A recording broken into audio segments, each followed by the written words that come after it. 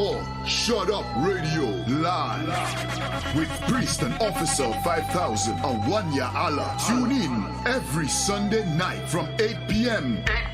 to 10 p.m. Central Time. It's gonna be informative and provocative. Also broadcasting live with Priest and Captain of 13,000. Kahantham Yard will be reporting live from hell, using the Holy Scriptures to bring truth to the blacks, Latinos, and Native Indians in America. The 12 lost tribes of the nation of Israel. Boot up or shut up. Radio live every Sundays from 8 p.m. to 10 p.m. Central Time. Boot up or shut up radio. Shut up radio. Home of self-mutilation.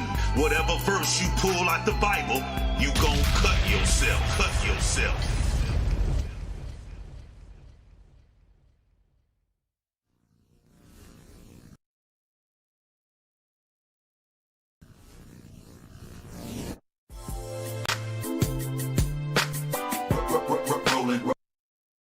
Rolling hard, wherever I be rolling hard. Trials and tribulations in my life got me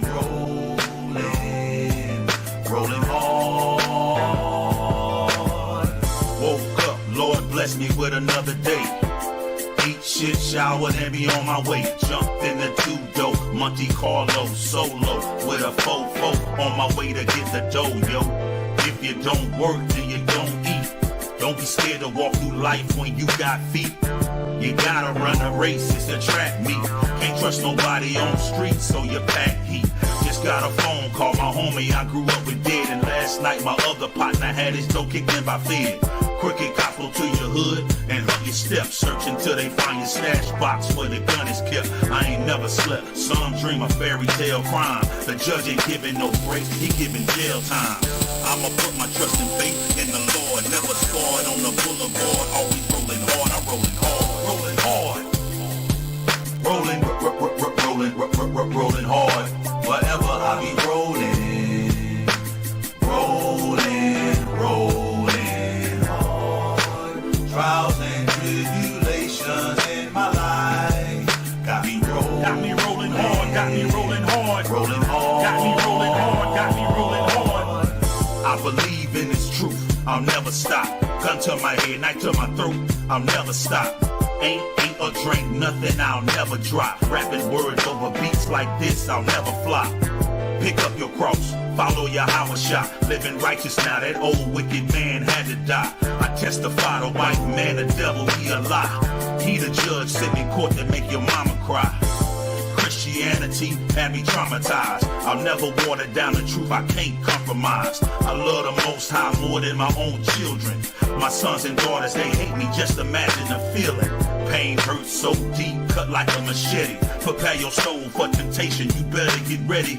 I'ma put my trust and faith in the Lord. Never scored on the boulevard, always rolling hard. I'm rolling hard. Rolling hard.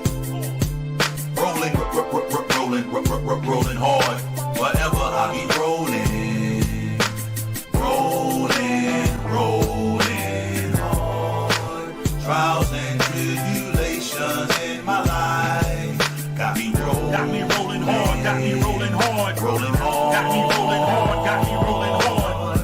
If it ain't one thing, it's 5 or 6. That president gon' cause a race war through politics. The way they treat my Mexican brothers on the border. Isaiah 14 and 21 prepare slaughter. Babylon falling, everything gon' flip. Every day of my life I pray for rulership. I'ma put my trust and faith in the Lord. Never scored on the boulevard, always rolling hard. I'm rolling hard. Rolling hard. Wherever I be rolling hard. Trials and tribulations in my life got me rolling hard.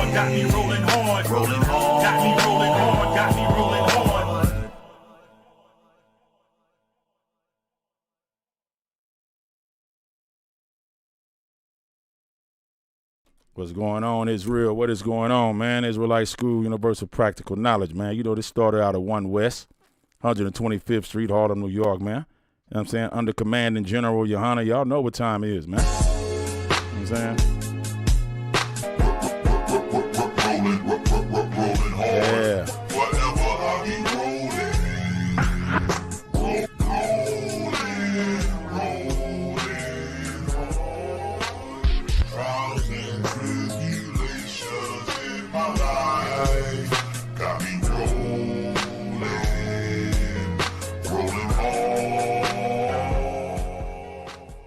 Yeah. Yeah. We got the it was Rolling Hard, the new single that I was telling everybody about that was getting ready to drop. It's out.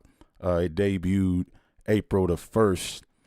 So I would like, if you don't mind, go out and support it. We have the normal version, of course, that you heard live with the video, as well as the Screw version, all right, or the slow chopped up version, because DJ Screw didn't actually do it. So we don't say that if DJ Screw didn't do it, but it is a slowed down version.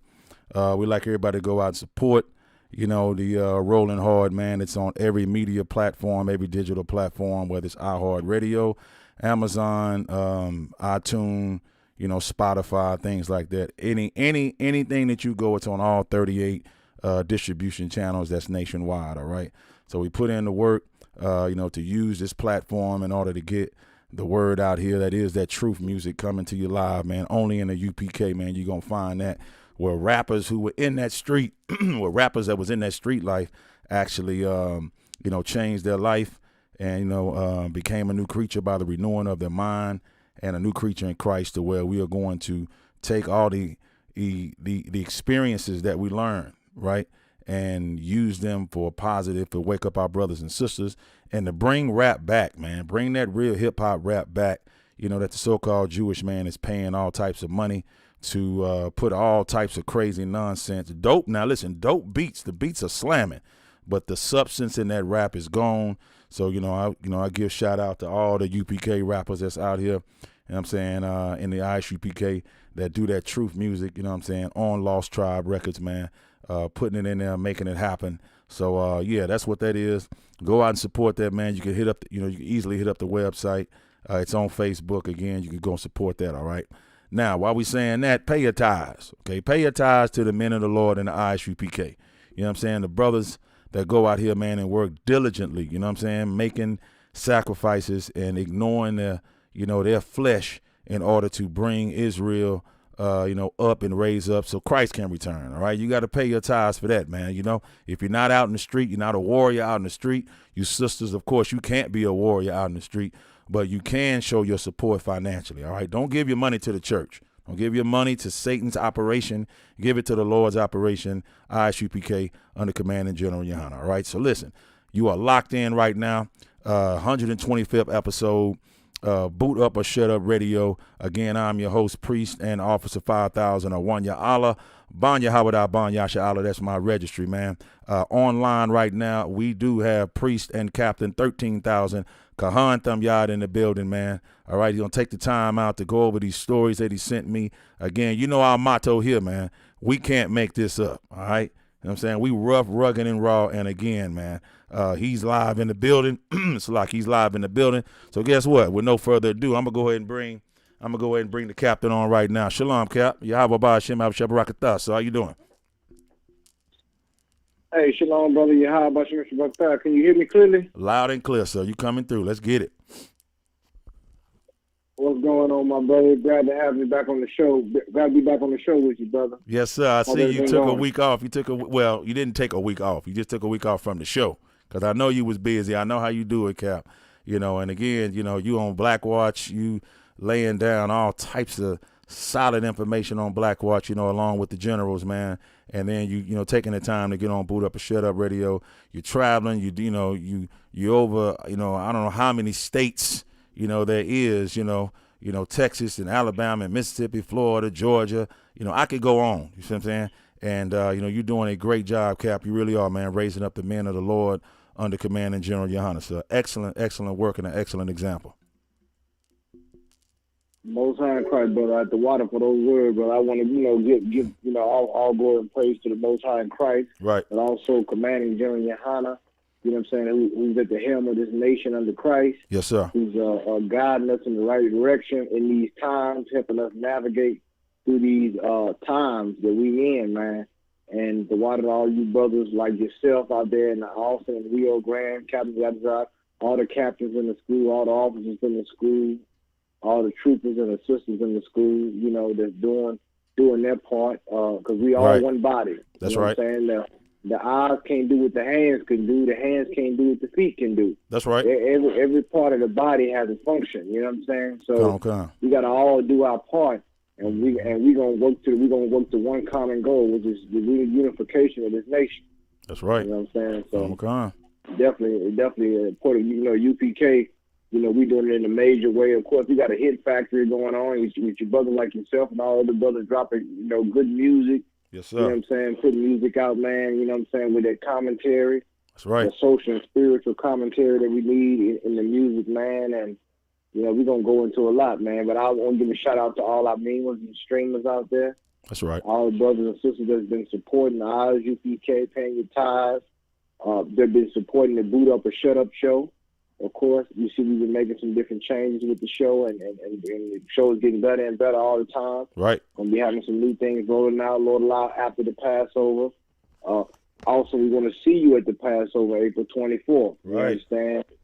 This April 24th, Houston, Texas, man. You better make sure you be there. BH Ranch, you know what I'm saying? Pay your Passover fund, $200, you know what I'm saying, for everyone over 17. That's right. Me? And trust me, you're gonna get everything you're gonna get every bang for your buck that you come there for. You understand? You're gonna be around a priest, you're gonna be able to sit down with the brothers and sisters, man, have some brotherhood, sisterhood, some good lamb. I mean, probably the best lamb you're gonna find is gonna be the best lamb in the world you're gonna find gonna be there. I'm gonna tell you right now. We got the best cook too, Cap. The unleavened bread. Because you better listen, you better believe it. You want some lamb, you want some unleavened bread. You better show up. You understand? Right. So and some great wine, man. I mean, we're gonna have a good time. Got stuff for the kids. We're gonna roll it out, man. We're gonna have a real good time out there as brothers and sisters, man. They're gonna do it up the way the Lord said to do in the scriptures to celebrate the Passover. You know what I'm saying? The day we got independence, the day we got freedom from our enemies. Yes, sir. The day we got up under oppression. You understand? So definitely. Special day, man. So looking forward to that. We got a treat for you brothers and sisters coming out to the High Holy Day. So yeah, I want y'all. We got to talk about, man. There's a lot going on in the music world, entertainment world. Yeah, you know what I'm saying, a lot of things that happened this past week, and we're gonna step right into it, man. You know, if you got anything else you want to add, we can go into it, but. You know, I'm ready to rock whenever you're ready to rock, my brother. All right. Now, you handled all four corners of the earth right there. We're ready to get it in. So, all right, y'all, let's go ahead and let's get the first story for tonight. Again, if you have not now, before we even start, like and share the video, this live feed right now. Baba Kushah, please, in the Hebrew. Share this live feed. Let's get this information out, right now, y'all, for all the brothers and sisters who are not aware, all right? Let's go ahead and get it rocking right now, all right?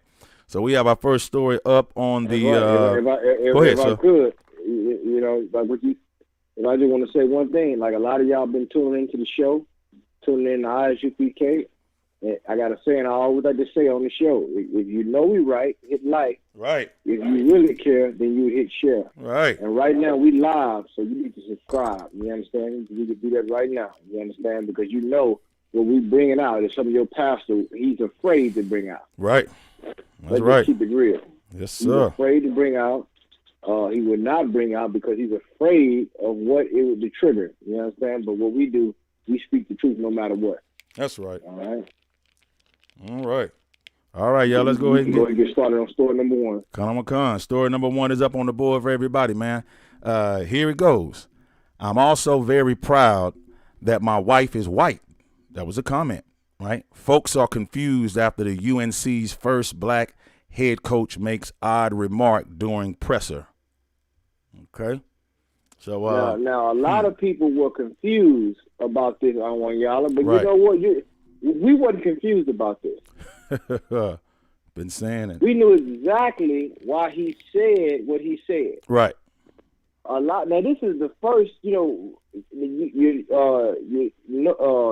of North Carolina is one of the premier college, Division I colleges, Right.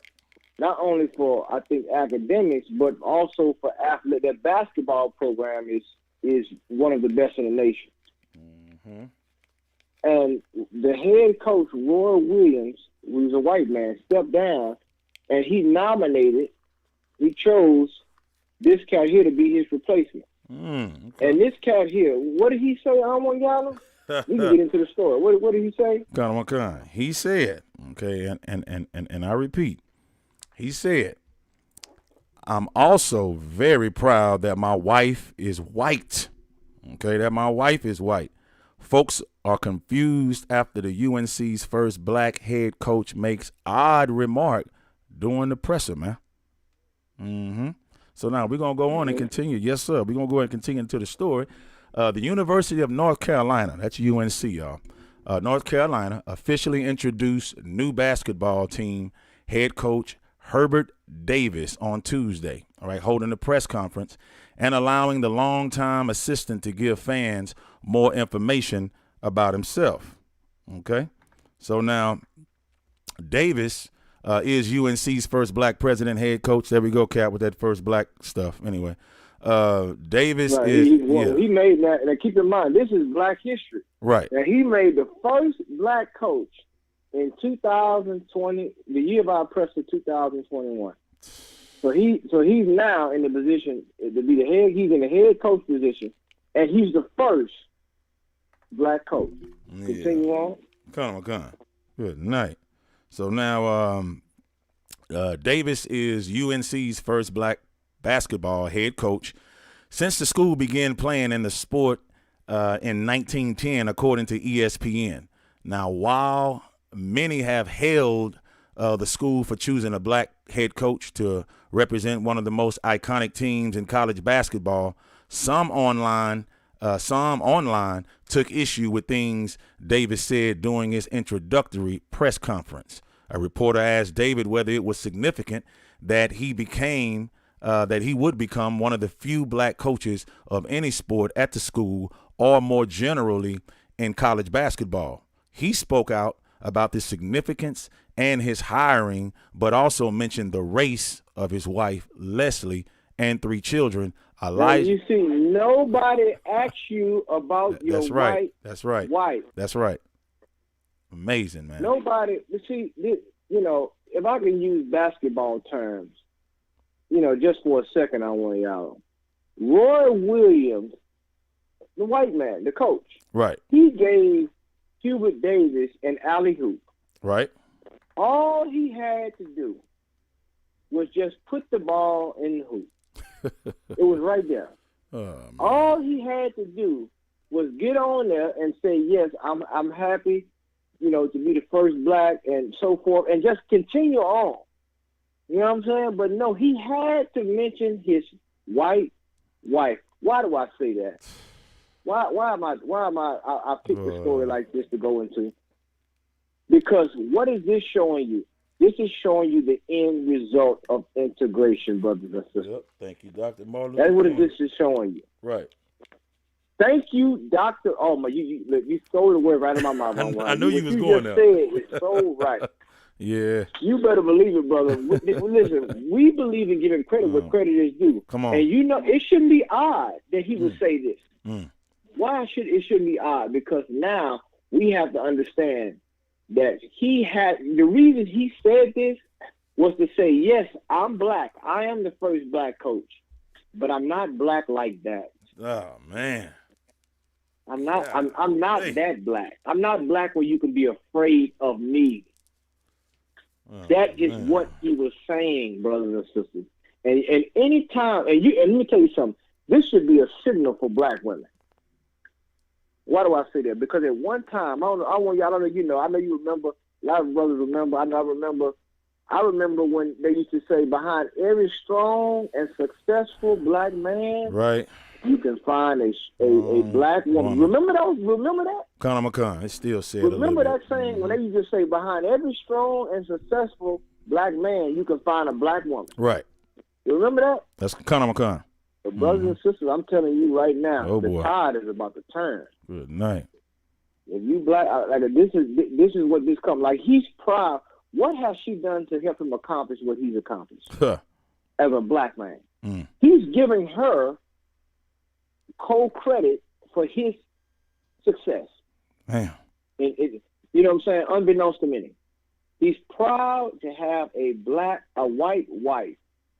Damn. You understand? This is the type of brainwashing.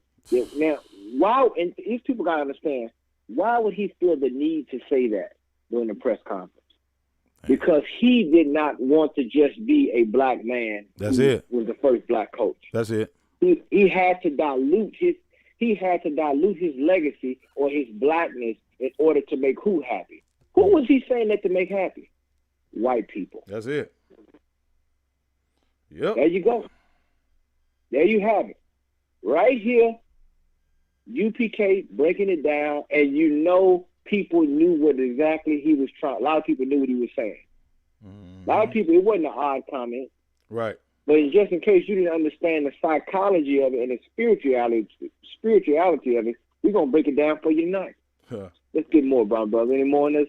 Come on. There is some more. Okay. And here we go, y'all. Now, it says, not sure what that was. Okay. Let's get some more. Now, it's significant that it says it's significant that I'm African American.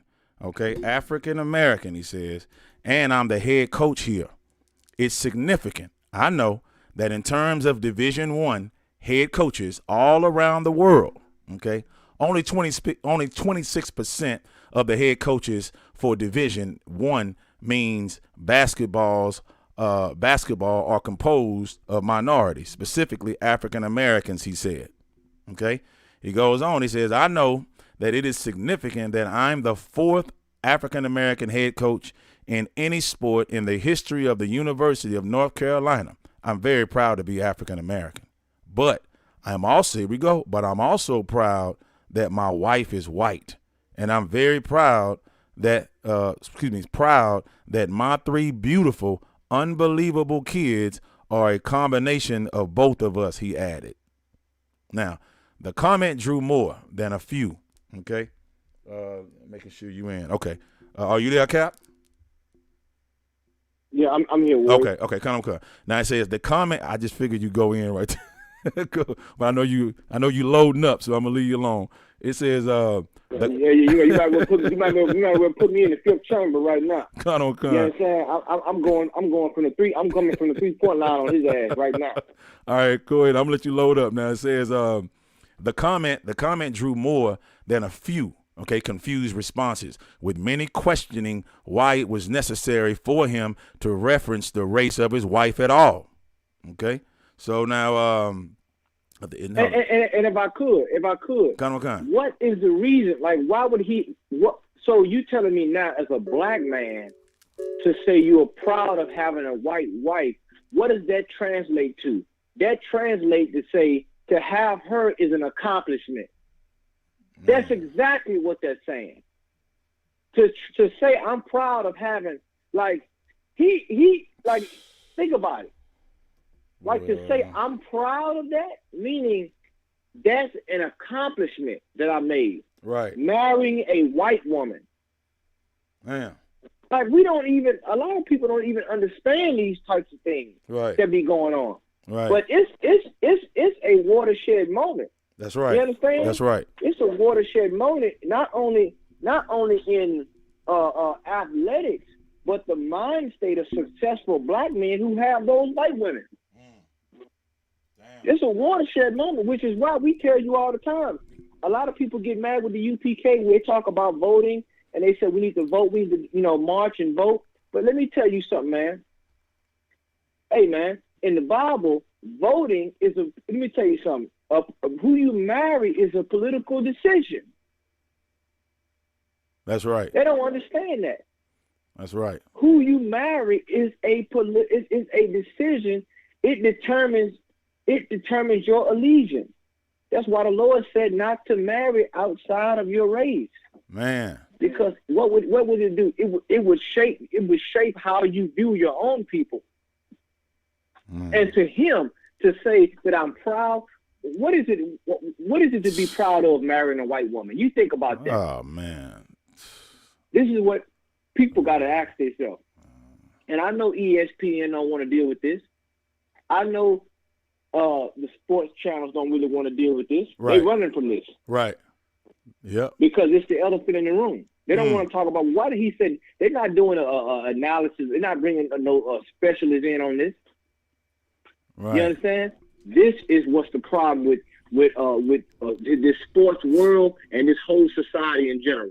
And That's this right. is why we should have never integrated. Once again, we're going to stay on it. Damn. We're going to stay on it because it'll be something next week that somebody will say that it proved once again that we spot on, That's that right. Commander Junior Hunt and the ISUPK is That's spot right. on when That's it right. comes to race relations in America. Yes, sir. This Negro Damn here right. is showing you that. Now, you imagine, Most High in Christ, can you imagine what those brothers that's on this team now going to have to go through? I guarantee you, even the white man probably not going to really put pressure on them like this nigga going to put pressure on him, Oh man, to fit in. he is really trying to. understand? It's good, Cap. If I Like, may, he sir. gonna do they business.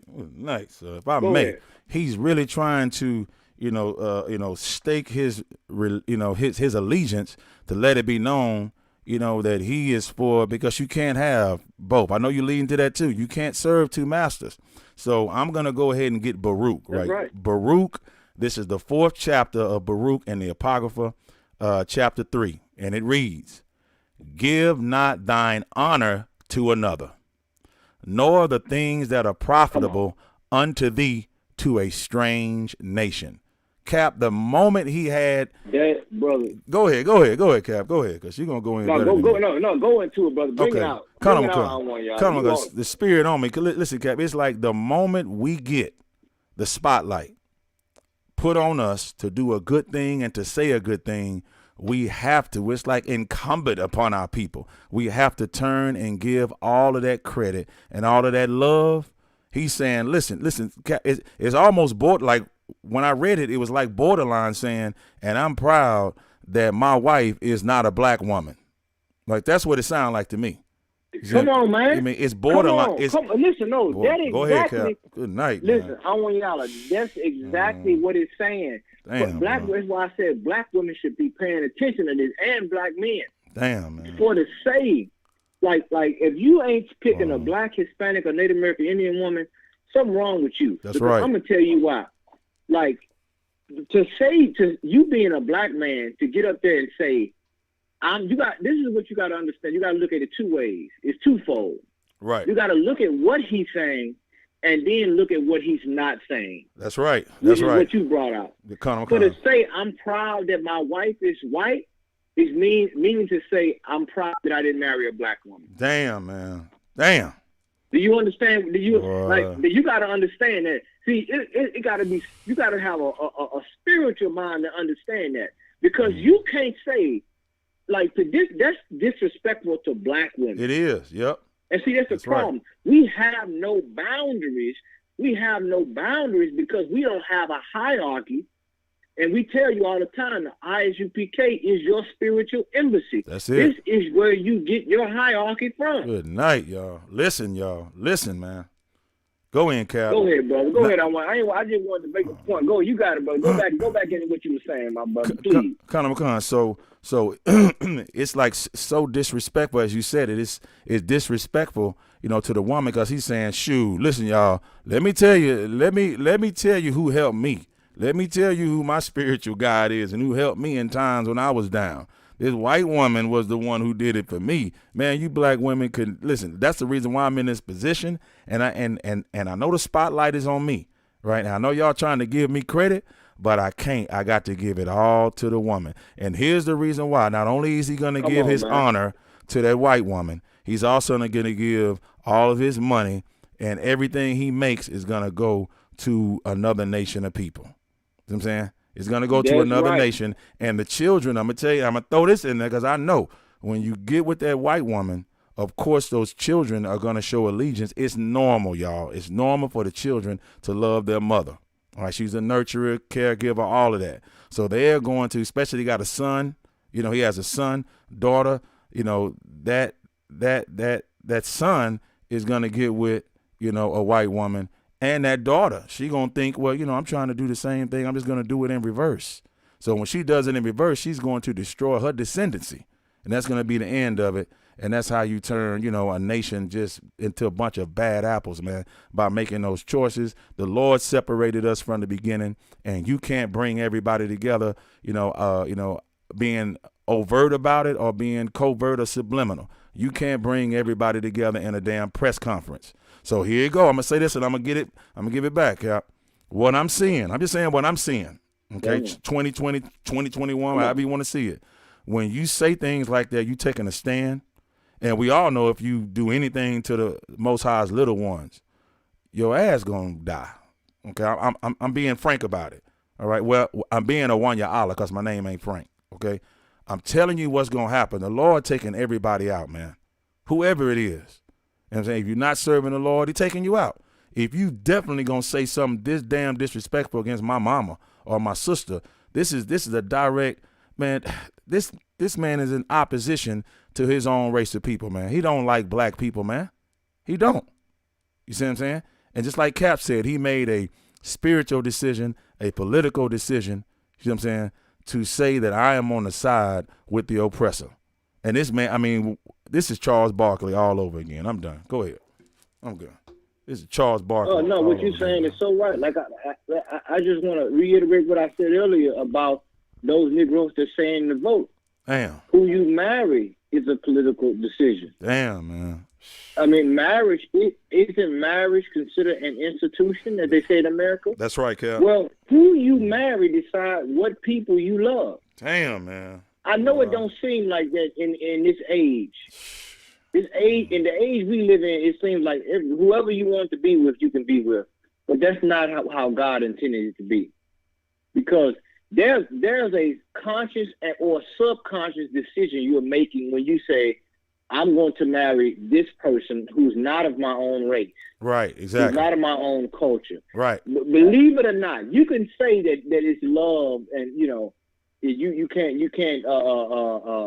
regulate love. But let me tell you something, man. If you're making a decision based on your self-esteem, your self-worth, all those things go play a part in who you decide to marry. Right. Right. And Cap, if I throw this in there, he got a mental disorder too. Go ahead. I had to throw that in there. He got a mental disorder too. The same way you a homosexual, if you marry outside of your race, you got a mental disorder. You trying to say I'm black, but I'm not black. Like I'm not one of those radical militant Negroes who loves black women or anything like that. Oh no, I'm safe. No worries with me. That's what he's saying, man. Like that dude, man. It's go ahead, Cap. Yeah. It's crazy, man. It's crazy. Oh man! No, bro, what you saying? He's basically telling the University of North Carolina basketball program and those of the NCAA collegiate program directors that I'm not going to rock the boat. You don't have to worry about me rocking the boat. You don't have to worry about me saying Black Lives Matter. That's right. You don't have to worry about me telling them not to stand for the flag. You don't have to worry about all these things. Why? Because I'm proud that I had the privilege to marry your daughter. Shoot, man. I mean, it's almost it's crazy. It's like man, a lot of y'all, you be the judge. Now, is he a Tar Heel or is this nigga tarred and feathered? That's it right there, number 2. Because this is what this nigga right here has done. And let me tell you something, it's a virus. And it's more deadly than the coronavirus that we have among us. And this virus has to be cut out of the body. That's right. We have to be spiritually amputated from people like Hubert Davis and Negroes who think having a white woman is a privilege. Damn, man. It's a privilege. Yeah. It's something to be proud of and to say it openly on national and international television. You got it like what will go on at University of North Carolina. You got alumni. They get the newspaper. You know, they being friends. They still get the newspaper. Their alma mater. Right. Damn, man. That's So this is what the hell going on, man. boy. You got booster clubs and all that put money into that program. Man. And this nigga gonna sit here and say this on that. This is why we tell you, brothers and sisters, you better link up with the ISUPK. We told you. Right. Remember what we taught. Remember what we've been teaching you about race in these classes, and compounded with all these different adjectives that they try to provide. Man. And now, you better remember what the ISUPK is teaching you, because it is spot on, and it shows you how to make sense of people like Hubert Davis. Right. This cat here, anybody that's considering going to North Carolina, they should cancel that. They should reconsider. Anybody That's black, right. That's they right. should reconsider. They shouldn't even go to North Carolina now. I'm doing. That's right. Damn right, Cap. I got to say it. That's After right. what he said right there, you should say I'm withdrawing my offer from North Carolina. That's what you should be saying. And Cap, if I may add, Baba Shah, Go ahead. like, you know the way our sisters are. So when you step in there, with a heathen, step in there with a white woman, they see that Right. white woman, man. You don't listen, man. You can't get nothing past no black woman. As soon as you step in the place, whether you step in there 5 minutes earlier than she comes straggling in, or whatever, they know that's your woman. They not stupid. They're not dumb. You know what I'm saying? It's not. It's almost like he had, he felt like, it's almost like he felt being proud to be black is a discredit to his white wife. You see what I'm saying? Exactly. Good Like- night, man. Right. Hold on. Like being black ain't good enough. Damn. Like being black, like I'm proud. Like he could have just left it. He could say, yes, I am proud. I made history today. I want to thank all those that supported me. I want to thank Roy. He could even thank Roy Williams. He could even thank Roy Williams gave the white coach that was before him gave this nigga an alley hoop. God. All he had to do was put it in this nigga dropped the ball. Literally. Matter of fact, this nigga went out of bounds. That's it. What the hell he did. Right. You understand? And now you think somebody gonna respect you after this? Oh, This is your celebratory Listen, speech you gonna make, and you think I'm gonna pass the ball? No, I'm gonna shoot the ball when you say pass. I'm not gonna listen to you. right. You understand? They shouldn't even be, like I said, them black players. I'm telling you right now, the type of pressure he gonna put them under to fit into this society. Right. They should transfer, or they should say, you know what? They should tell their family, you know what? I changed my mind after seeing this speech. They was thinking about committing. You know what? I changed my mind. I'm gonna find a new school to go to after this. Good night. You got any sense of blackness? I'm telling you right now. Now I'm giving you athletes sports consultation right now. You shouldn't go to that school. That's a sign. That's right. That's That's a right. warning sign right there. Good You night. understand? And it's sad to see. What's that scripture you just pulled about Baruch, my brother? Conor You McCon. can That, pull that scripture again and you just pulled up Baruch. That's a heavy scripture. Conor McCon. That was in the Apocrypha. That was Baruch, the 4th chapter of Baruch, and the 3rd verse, and it reads, "Give not thine honor to another, nor the things that are Let me tell you profitable." something. Go ahead. Yes, sir. Go ahead. You got it, Cap. When the Bible says, "Give not thine honor to another," your honor, if it's your honor, why give it to someone else? If it's something for your nation, your God, your culture, why yield it to a person who didn't do anything? Damn. You understand? And I Damn. guarantee you, let that nigga start having a losing season. You gonna see how proud that white woman is of him. Let that nigga start losing money. Let his black ass Yeah. get fired. Excuse my language. Let him get fired. Right. You're gonna see how much when the divorce papers come. Yeah, we're gonna see how much you proud. That's right. And the Lord man. heard that. The Lord heard this. Man. And Cap, let me slide this in there. The Don't Lord. give your honor to another. Go ahead, bro. So I'm just like you. Listen, Cap, the Lord will give you what your heart desire. So since he loved white women, it's gonna be some more white women that you know how they are. They the first original whore. Okay? They the original Marilyn Monroes, man. You know what I'm saying? And they gonna come at him and he gonna fall weak because it ain't just her that he love. He love all of them. He love all of them. You know what I'm saying? And they gonna definitely get nice and raunchy in all parts of the school campus. You know what I'm saying? And he gonna follow along with it. And the other thing is, and I'm gonna give it back to you. The other thing is is when he says that, he's also pissing off them white boys. You know what I'm saying? And the ones that up in high authority, whatever. In other words, they'll pull him over. They'll start collecting trash on him if they don't already have none, collecting all types of garbage that they going to use against him and then bring him down because they get jealous with you like they women anyway. You see what I'm saying? So, hey, I'm telling you what it is. He causing something for himself. We also got, let me see who we got on here. We got, they're like priest and officer of 1,000, Ashar Napash. Is that you, my brother? Nobody got him on now. I'm not sure if you're on mute. There you go. Shalom, Yahweh Shalom. Shalom, brother Yahweh Shalom. You want to go and chime in on this? Kind of, sir. And if I may, Cap, Cap brought it out so eloquently. I just want to bring this one point, and I'm gone. If I may, Cap. All right, go ahead. Yeah, right. Go ahead, my brother. Because the majority of his ball players are going to have to be black. And he's going to have to go into them black households with brothers in the ghetto, from them ghettos that have black mothers. Good point. And I pray, Cap, that and Officer One Yala, that they take that into consideration as well. Shalaki, it's the water, sir. Good. All right, that's a heavy Damn point, right. Cap. Go ahead, Damn Cap. right, that was heavy right water. there. Woo. No, damn right. The water for bringing that out too, brother. Because guess what?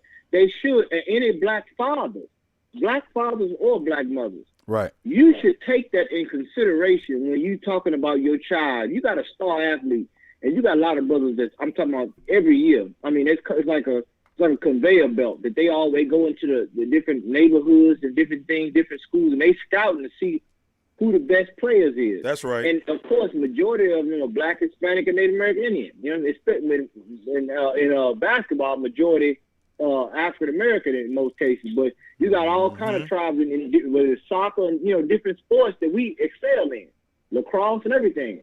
But you should take those things in consideration. Why? Because your cultural identity is at stake. That's right. Damn. Your cultural identity is at stake. You got to understand, this man. If this man don't care enough to say, "I'm not going to say no state," we wouldn't even know who his wife was if he wouldn't have said nothing about this crap. Damn. We would have been like, "Man, damn, that brother, right? He got the first black coaching job." We would have been like, "Oh, yeah, his wife's white, but he ain't." You know what I'm saying? But he put the magnifying glass on this. Damn. He went out of his way to do that. Put the magnifying glass. He wanted to make sure that that's a part of his identity. That's right. That's a part of his success. That's right.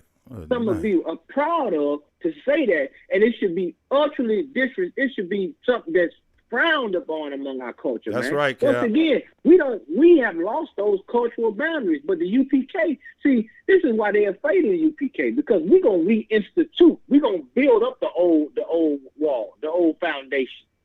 We're gonna reinstitute these things. That's among right. us. Good You night, understand? boy. Yes, sir. Cuba Davis, if I had a son that was playing basketball, he could not come. He would come to my door, him and the UNC program, I would lock my door. I said, we don't even want to talk to you. Huh. And no thank you. No thank you. He declined. You understand? You can come to the games all you want. He's getting dressed. It's like, we wait for him to we go out the back door. Right. We hop in the car and be on our way. We didn't pay you no mind after this. Because it's totally disrespectful. You be the first, quote unquote, black coach in the UNC history and say something like this. It should be frowned upon. Boy. You understand? That's crazy, man. You understand? Let me get a scripture right quick. Let me get bear with me 1 second. Let me pull it up. Come on. One scripture I want to get. Let me get Nehemiah 13:27, and let me get Nehemiah 13:27, and let me get Deuteronomy 7:4. Come on. This is the first one you asked for right here. This is Nehemiah chapter 13, verse 27, and it reads, "Shall we then hearken unto you to do all things great evil?" Slacky. Shall we then hearken unto you to do all this great evil, to transgress against our God in marrying strange wives? Right? You see that? That's what he asked me. Right. Are we going? Matter of fact, take me up to Nehemiah 13:23. Come Nehemiah chapter 13, verse 23, it reads, in those days also saw our Jews that had married wives of Ashdod, of Ammon, and of Moab. Verse 24. And their children. These other nations, other nations. You know what I'm saying? They married wives of these other nations. He saw Jews, he saw those of his own people marrying wives outside of their nation. This is what Nehemiah the prophet saw. Go ahead. Verse 24. And their children spake half in the speech of Ashdod, and could not speak in the Jews' language, but according to the language of each people. Damn. You see what does this do? Wow. When the children, this is showing you how you dilute a culture. Damn. This is showing you how you dilute a culture. Those children that they had with those women of other nations, they were able to speak the half speech of their mothers, which were another nation. Right. But guess what they couldn't speak? The Hebrew. They couldn't speak the language of their own people. Damn. Pay attention. Keep up. They could not speak the language of their own people. And language is a bridge to your culture. That's right. Which is why the Lord said he would turn us back to a pure tongue, a pure language, our mother tongue, which is Hebrew. The pure language. That's right. You understand? But they were speaking language. So now you had those among us. Now, if they can't speak the language of their own people, who were they more effective, able to communicate with? Other nations. Damn. That's right. And you better believe that trickled down into their culture.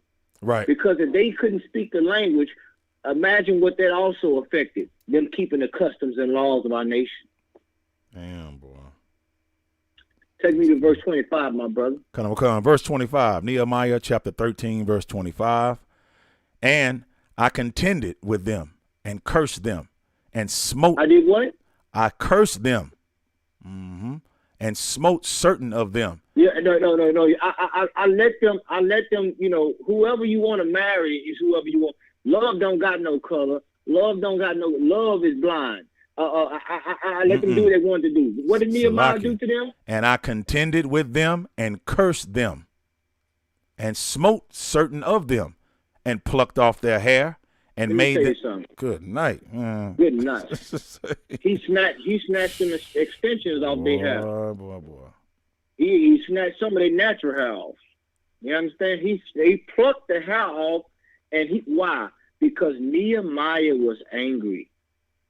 Because he saw where his nation was going. He seen that these children here, though they were Israelites, their mother's people influenced them. Right. That's right. You understand? And they were among us. And it affected our growth as a nation. It affected us. And he got so angry that he got violent with them, which is weird. We're not supposed to do that today. We're supposed to teach and educate our people and edify our people with the Holy Scriptures and the gospel, the truth, which is what the ISUPK do on all these street corners and classrooms and on the internet all over America, all over the world. You understand? But this is what he was saying that was going on. He had got physical. He got verbally aggressive and physically aggressive with them. Continue on. And contended, and plucked off their hair and made them swear by God, saying, Ye shall not give your daughters unto their sons, nor take their daughters unto your sons, or for yourselves. 26. Did not Solomon, king of Israel, sin by these things? Yet amongst many nations were there no king like him, who was beloved of his God, and God made him king over all Israel. Nevertheless, even him did outlandish women cause to sin. Man, verse 27. And I ain't got to tell you that these other other heathens are outlandish women. I don't have to tell you that they outlandish. You know they outlandish women. That's right. That's why you go search for them. You know they do all kind of outlandish things. And don't tell me they're exotic. They're more exotic than your woman. I don't hear that crap. Because ain't no woman more exotic than your woman. But right. you, a lot of you are sexual demons. Right. And you like the things these white women do. A lot of you, like, you mean to tell me your woman can't do the stuff that you into? You know that she's out of the spirit, Right. and you know that it's an unclean spirit. That the stuff that you into with these heathens. Damn. You understand? Why you think that white boy shot up that whorehouse, which they call a spa up in Atlanta, Georgia, out there in Georgia? They doing all kind of outlandish things That's right. to each other. You understand? And all kind of stuff going on, all kind of things that's unspeakable. You understand? But these are the things this is what happens when you seek after strange women. Listen, if every woman was okay to marry, why does the Bible say strange women? Right. Somebody talk to me tonight. Why That's your right. pastor ain't saying that? He's sitting up in a mega church with everybody marrying everybody and ain't saying nothing. Ain't nobody strange. Don't nobody look strange up in there to you. Damn. Keep going, brother. Verse 27, my brother. Come. Verse 27. Shall we then hearken unto you to do all this great evil, to transgress against our God in marrying strange wives? Hey. The answer to that is hell no, man. Exactly. See, Hubert Davis want us to hearken to this. Like, this is the new wave. This is something that we being more, as the word they like to use, progressive. Right. I'm being more progressive by marrying a white woman. This is the future. Bullshit. That's Excuse right. my language. No, go ahead. That's right. You understand? Yeah, and right, you Cap. watch what the Lord do with him. You watch for how he carried on with this. The Lord ain't mocked. The Bible says the Lord is not mocked. Whatever you sow, the Lord is listening right now. Wait, man. He listening to all these things that's going on with these people, with our people, and the evilness that they saying, and the wickedness they saying. He's paying attention to it. Yep. And you just keep your eye on this. He's not gonna get away with this. He's not gonna get away with saying that he's proud of a white wife. Nah. Being the first black no. quote unquote coach of the goddamn league. This nigga is tall. He ain't a Tar Heel. This nigga is tarred and feathered. That's it. You understand? That's right. And he don't even believe he the first black. He probably Cap. He probably don't even believe he the first black head coach. He probably think he the first white coach out on a balcony somewhere sipping on some drink. Talking about, I'm the first white head coach. I'm the white head coach. You know what I'm saying? He's so lost in that he don't even believe he the first black coach. And guess what? It just hit me right now. That's why he took a need to even mention his white wife again, because he don't deep inside he don't like the title, the first black head coach. You know what I'm saying? He don't like that title. You know what I'm saying? Exactly. Yeah, that's what it is. He wants to say he don't like that. He just wanted He to say don't like that. first white coach. Yeah. Well, just say you ain't black. Right. Just say you ain't crazy, black. man. You know what I'm saying? But this is what the hell going on. So they should not even go to that school. Okay. We can move on. We can move on after that on one, y'all. We're done with this Negro here. Right. All right, y'all. We getting in story number 2 for tonight. All right. Story number 2 for tonight is up on the board. All right. We go ahead and get that out there. Okay. This is Master P's son. Here we go. Master P, the old rapper, man, and entrepreneur, right? Master P's son heads to HBCU after turning down offers from Division I schools. Okay. You see that? All right. Like this brother here, he and let me tell you something. A lot of athletes, because of what Hubert Davis is doing, they're acting a fool. Right. And a lot of black athletes are starting to go this route. Right. A lot of these young brothers are starting to go this route. You understand? Let's get some more on this. This is Conor McCon. This is excellent. I like this. I'm like this story. Let's go ahead and get it in. All right, y'all. This is it's now if it's one thing, all right, Master P is going to do is put on for the black community. All right. Hersey Miller, okay, a son of a multi-millionaire rap Mongol, right, recently announced his decision to play basketball at the HBCU Tennessee State University after declining a number of scholarship offers from notable Division I schools, including Vanderbilt, Louisiana State University, UCLA, and others, the Tennessean reports. standing tall at 6'3", Hersey Miller shared how he narrowed his choices down to TSU and Vanderbilt and decided on TSU due to the growing trend of high-profile high school athletes choosing HBCUs over more prominent colleges and universities. Quote, "I want to be a leader and a dream of mine and a goal of mine to change the narrative," Miller explained. He goes on to say, "I want to show people you don't have to go to one of these big schools, Power 5 conference schools, just to be great. There are a lot of great people who came out of HBCUs or mid-major schools. I want to be the next one," he says. All right. So this is absolutely great. Now, Hersey. You see that? Yes, You sir. see that? This brother here, he wants, now, he could have went to a major school. Right. You know what I'm saying? Right. This cat here, under Master P, and put him through a lot of, you know what I'm saying, a lot of basketball programs, and he's one of them top players. But he's saying, look, I'm going to go ahead and I'm going to go to a school where, you know what I'm saying, it's black people. I want, like, they ain't the truth. They have a zeal, but not according to knowledge, but they trying.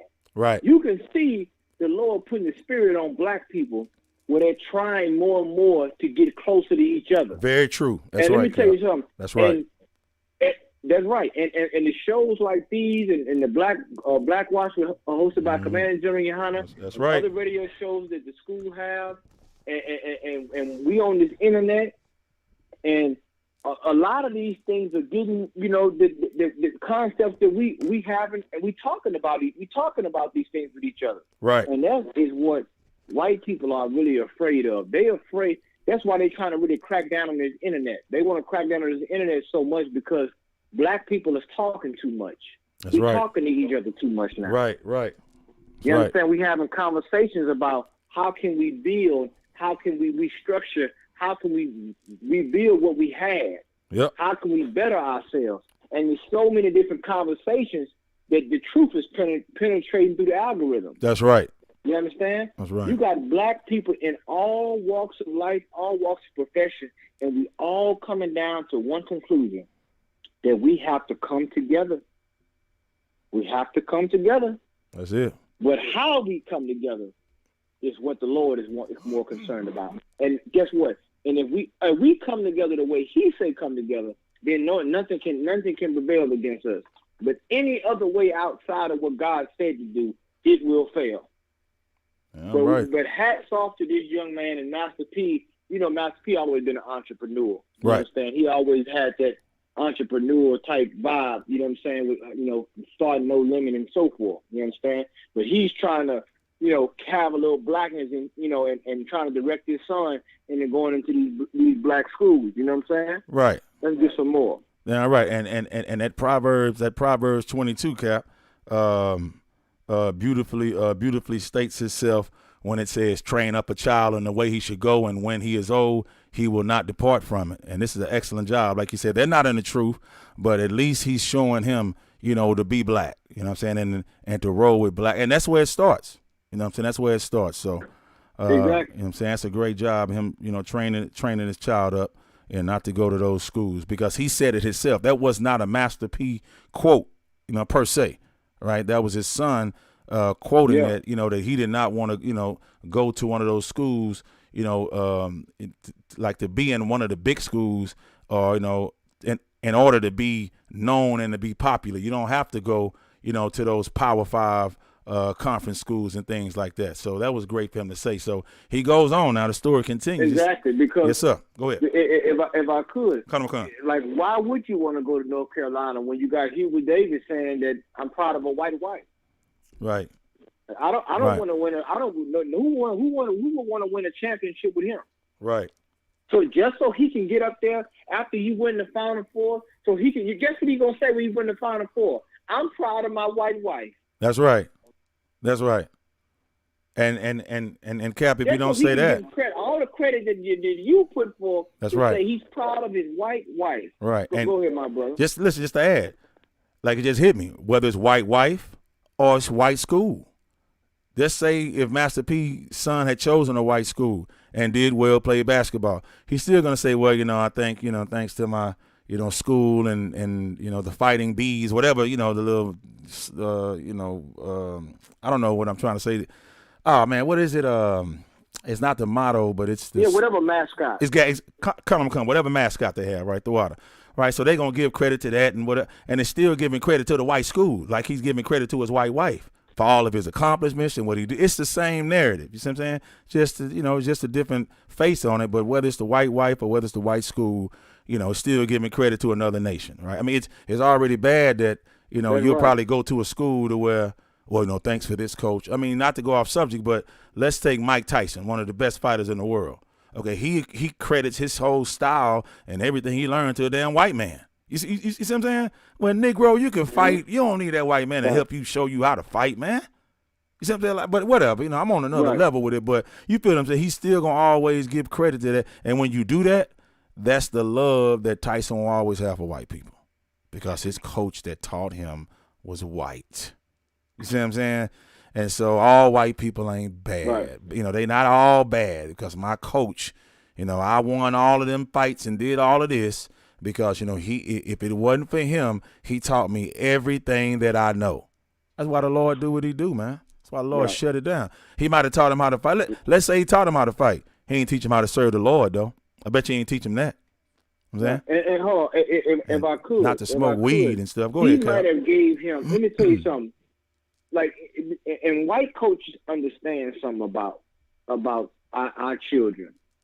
Like even when they seen people like Michael Jordan, or they seen people like Tiger Woods, or every now and then you get a phenomenon that come along in our neighborhood. Of course, you got many of them that among us that's great. That's right. But let me tell you something. White coaches understand.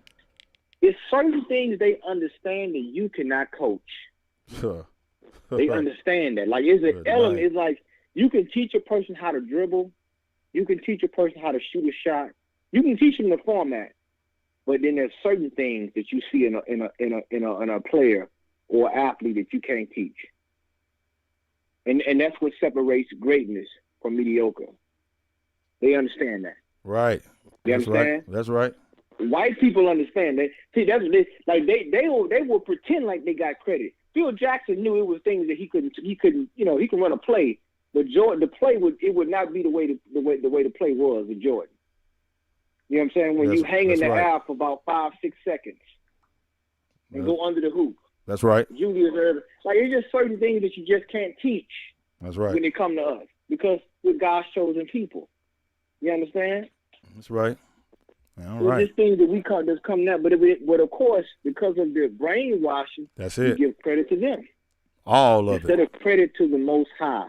You understand? Because that talent and that will, that spirit inside of you is what makes you a warrior. Remember, all is sports is just controlled warfare.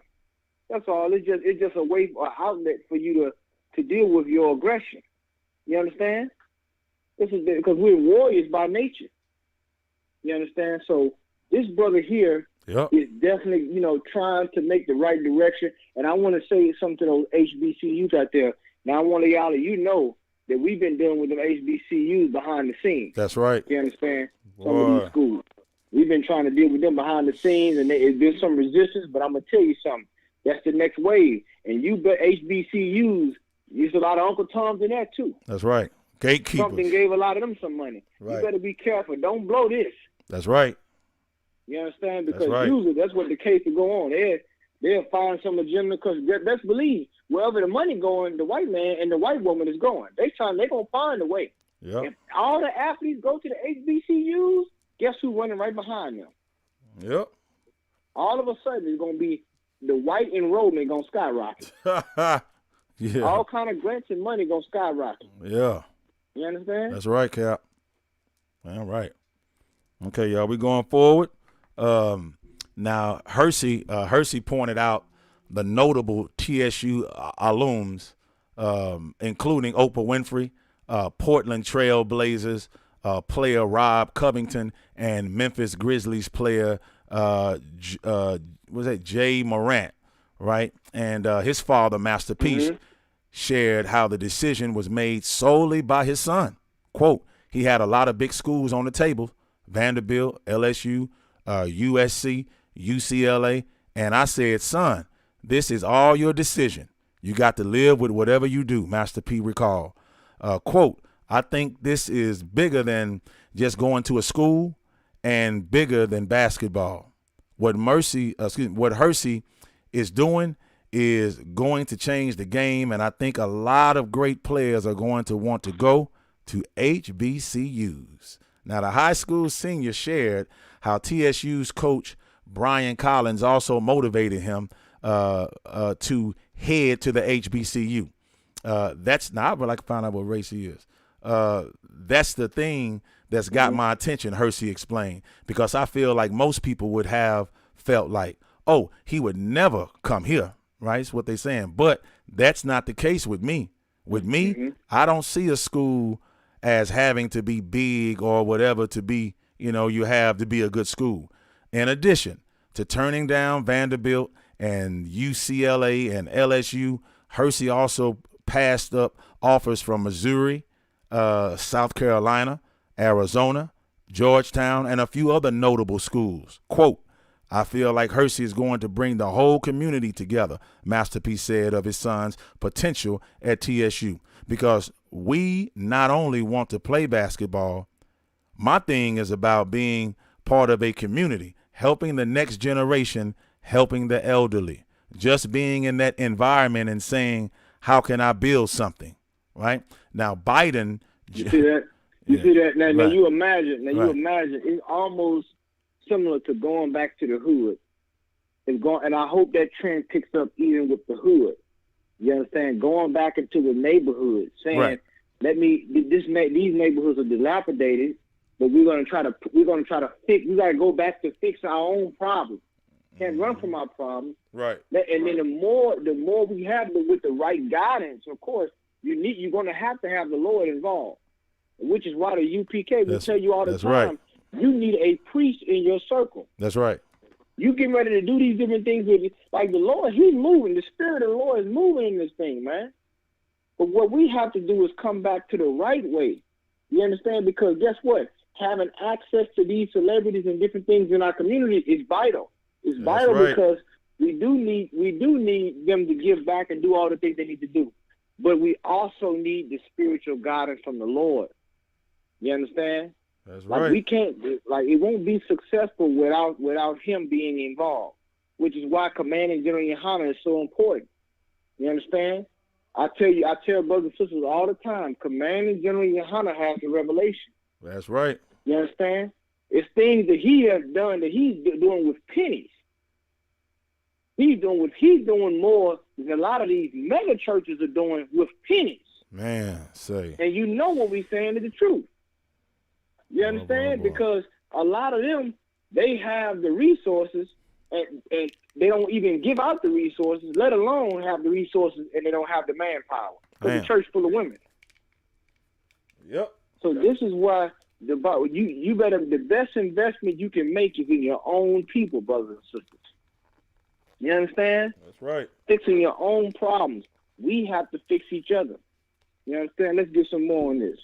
All right. I think from what I was reading, Cap, that might be it. That is, that's it, because it goes into some other things. So that was it. But that was a good story. And what I just want, let's get go ahead.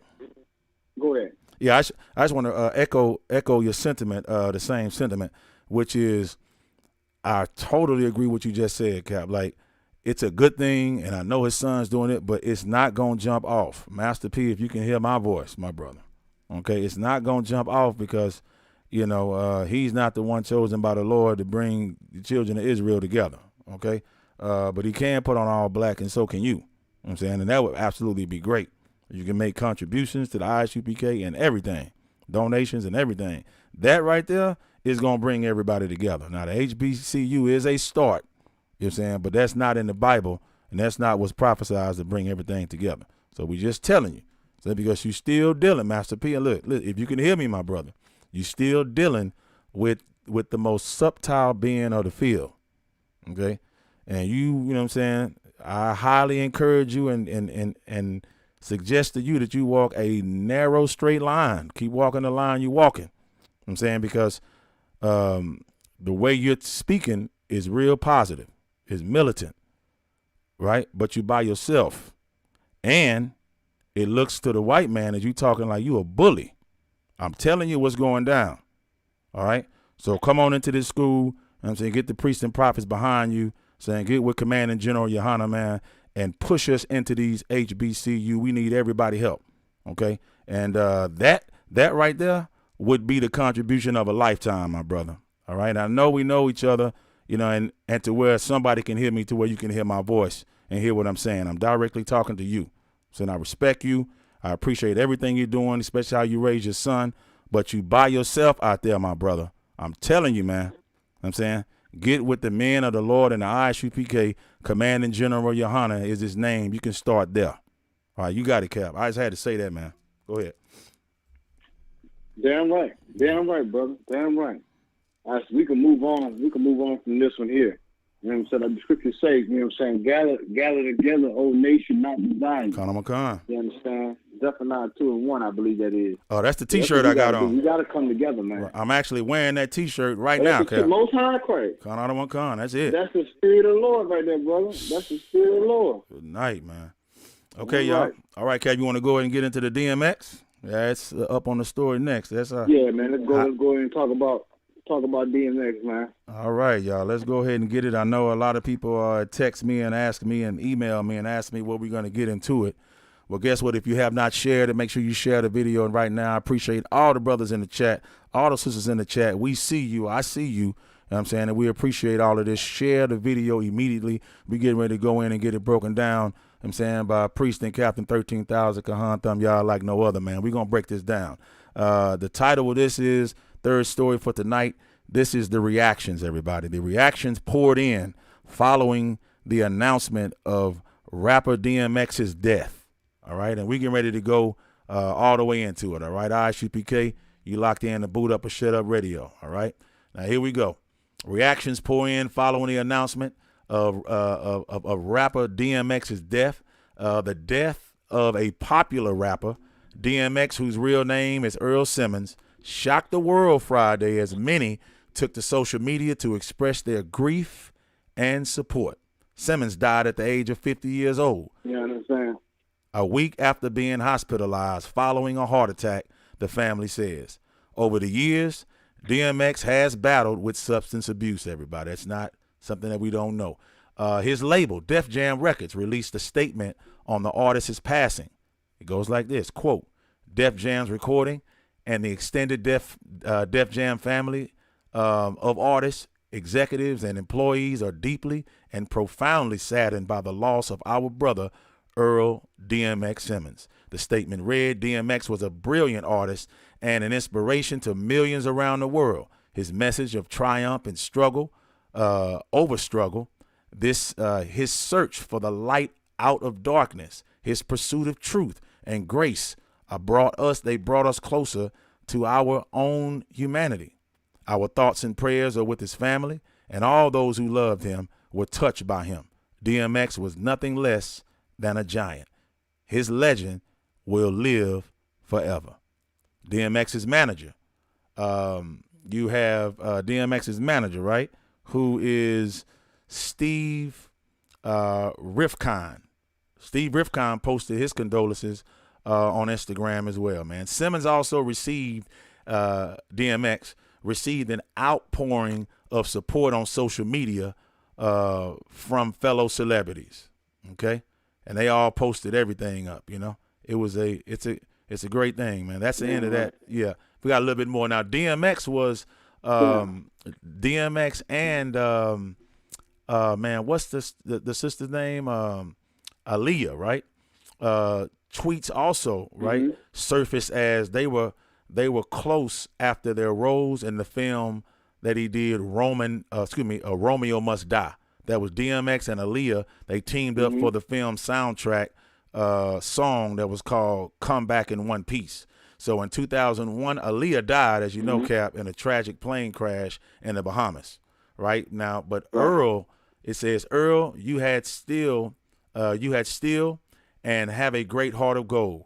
You and Baby Girl will meet again and will be beautiful people we have lost. We'll never forget your kindness, never. Blessing to your family eternally, said Diane Halton, the mother of the late singer Aaliyah, said on Instagram.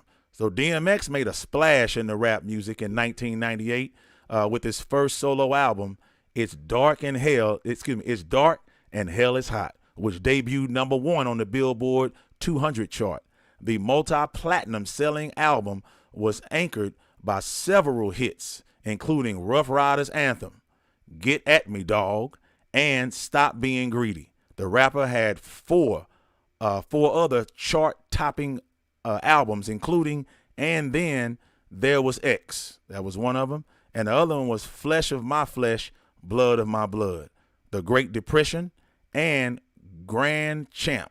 All right, now he has released 7 albums and earned 3 Grammy nominations. His last album, entitled Undisputed, was released in 2012. All right, so there was that's the end of that right there. That brother there, man. I guess we can go into that and get into a little bit about the brother, man. Right, man. Well, I first of all, I want to say, you know what I'm saying, rise again to the brother. Right. You know what I'm saying? Condolences to him and his family and loved ones. That's right. He's going to be missed by a lot of people. You know what I'm saying? His music touched a lot of people, man. Yeah, it did. There ain't no doubt about that. You right. know what I'm saying?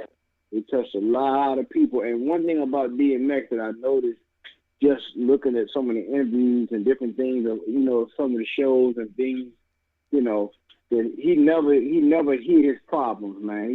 The brother definitely struggled a lot. He struggled with drug addiction, also. But I think what this right here does, and the conversation is already happening already, and we hope that it continues and pushes even more on how we view drugs as a people.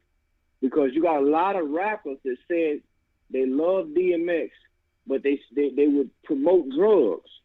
See, we as a people, if we love our people, see, drugs is what brought him down. That's right. You understand? Right. Drugs is what, he had an overdose off, he had a drug addiction. And I remember it was a video that I seen online where that when he was young, his mentor put crack in some weed. That's right. And got him hooked on crack. That's right. That promo square. You That's understand? Right. Come on. So, right.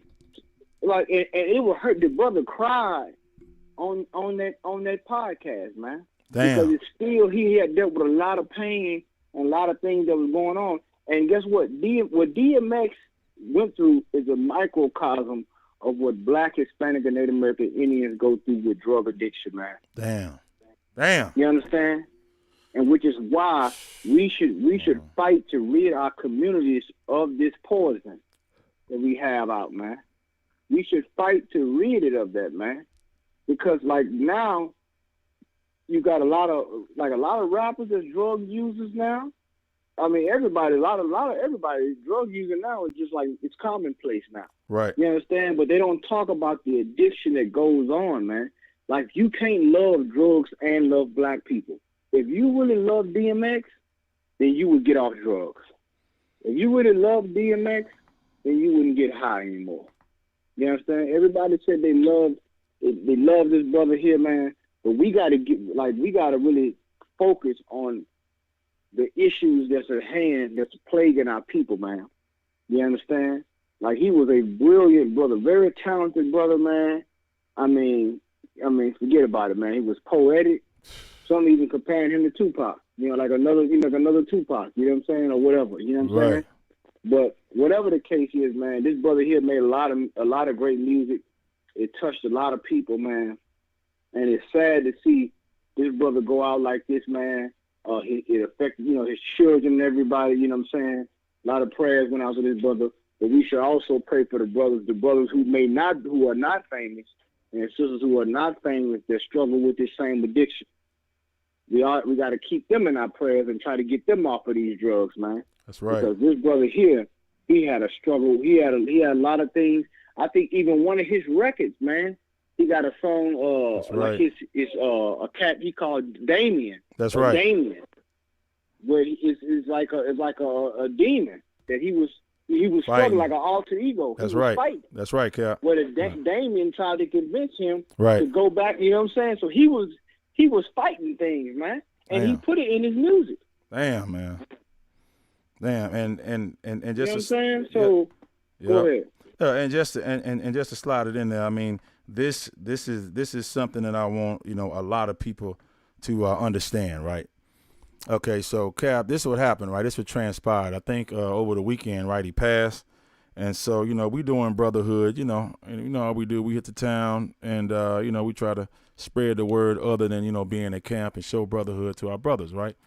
So you know we step in, you know, one place, and they're you know playing DMX songs. Of course, you know he just passed. So this is what I'm saying that has to stop. Like we have to learn something from somebody's death, y'all. You know what I'm saying? Like when are we gonna start learning?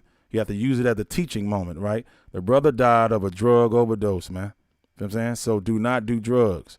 But you know, the DJ was inside the club saying, well, you all know you don't know. A lot of people, you know, DMX just passed. Everybody give it up for DMX, right? Start screaming, yeah, what you know you should do. And then the DJ goes on to say, shots of this and shots of that, you know what I'm saying? Now it's time, you know, to get effed up and turn up even more for DMX death. And I just looked. You see that? And I looked at Captain Yatazak, and we both looked at each other and just shook our head like, I heard it too. Like, that's what's got to stop, Cap. Like, turn up and die like DMX, everybody. Let's go. Yeah. Come on, man. This, you know. Right. It was sad, man. Like, so now we're going to get more high. Right. We're going to get more high. That's right. You understand? And the thing about it, the type of trauma that he went through at a young age. Damn. There's tons of young brothers out there with potential that get caught up. Like this brother had a rough childhood, man, like many other brothers. That's man. right. That's right. But he was the Lord that allowed him to make it out of that situation, at least to that level where he had a voice that, you know what I'm saying, that touched a lot of people, man. You understand? And it's just so sad to see it. But like you said, like there's a lesson in this. The Lord is sending a lesson, and it's so heavy. He's sending it to not only black people, Damn. but also quote unquote the hip hop community. You know what I'm saying? To say, look, you rapped about drugs, where drugs kill one of your best artists. Damn. You kill one of your icons. You understand? You still gonna get high? You still want to sell drugs? Come on, Cap. Nah, man. Good night, man. You can't be a hypocrite. You can't love your people. That's why the Bible says, love thy neighbor as thyself. Oh, that's heavy, man. Good You night. understand? Khan. Yep. We have to love our neighbor as us. We can't put profit over our people, man. We gotta say, you know what? I'm not gonna make merchandise out of my brother, man. Right. You understand? Whoever was selling DMX and drugs, they didn't care that he was struggling with a drug addiction. Man. What was their bottom line? Money. Damn. You know what I'm saying? Damn. So come on, man. Like we gotta pay attention to these things, man. And which is why the Lord is showing us these things in these last days, man. You understand? Man. And you can see the brother was trying to fight and trying to, you know, but once again, if you don't have the right, if you ain't trying to come into this school and trying to change your life, you need men around you who gonna tell you no. You need men around you who gonna check you for doing things wrong. That's right. Man. Not the yes man. You understand? That's what you need. That's right. Not the yes man. You gonna need men around you. Say, where you going? That's right. Nah.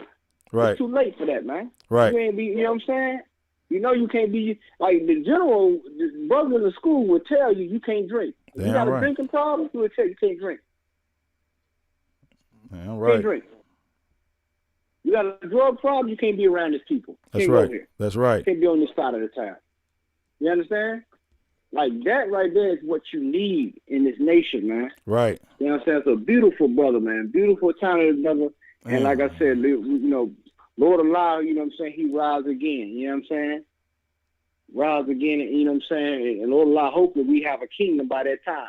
Right. You understand? But make no mistake, this brother right here won't be the last. You understand? He won't be the last because why? We are hard. We are stiff-necked people. you don't believe fire hot. You understand? We don't believe these things that the Lord said will happen to us will happen. Right. You understand? That's right. And so it's it's just so sad, man. I just wanted to say that about this brother, but man, he was a beautiful brother, man. Made great music. I remember Commander Junior Hunter Blackwash. He used to play that song "Who We Be." Man, right. That was the show that came on the grill. Damn. You know what I'm saying? We love that song right there. And he was talking about, who we be, man, who we are. That's right. You know what I'm saying?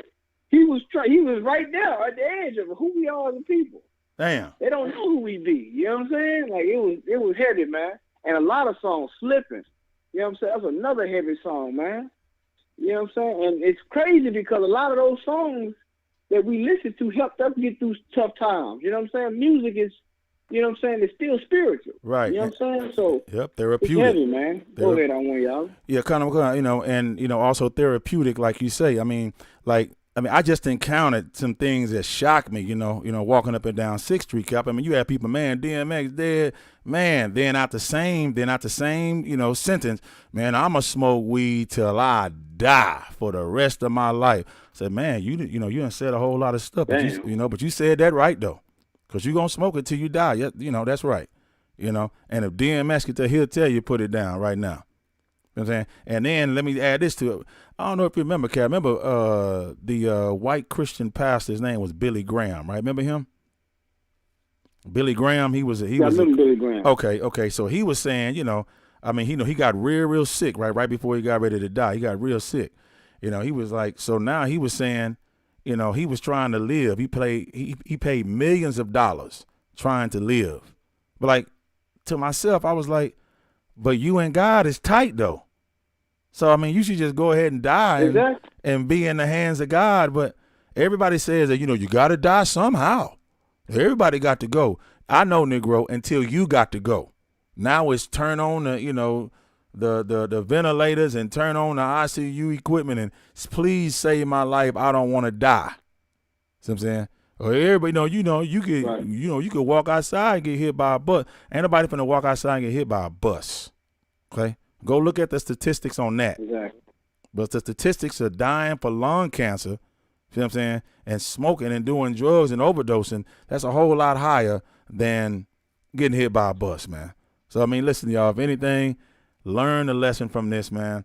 Put it down. Don't teach your children that. All my brothers out there that's rappers, I'm in the rap community, man. Well known in the rap community, man. Listen, stop glorifying smoking weed, man, and doing drugs and popping pills and mollies, man. Stop it. You know what I'm saying? Because I'm telling you what's going on, right? I'm telling you right now. If you can hear me good. If you keep doing that, the Lord going to destroy you, man. You got your platform to raise brothers up and raise our nation up, man.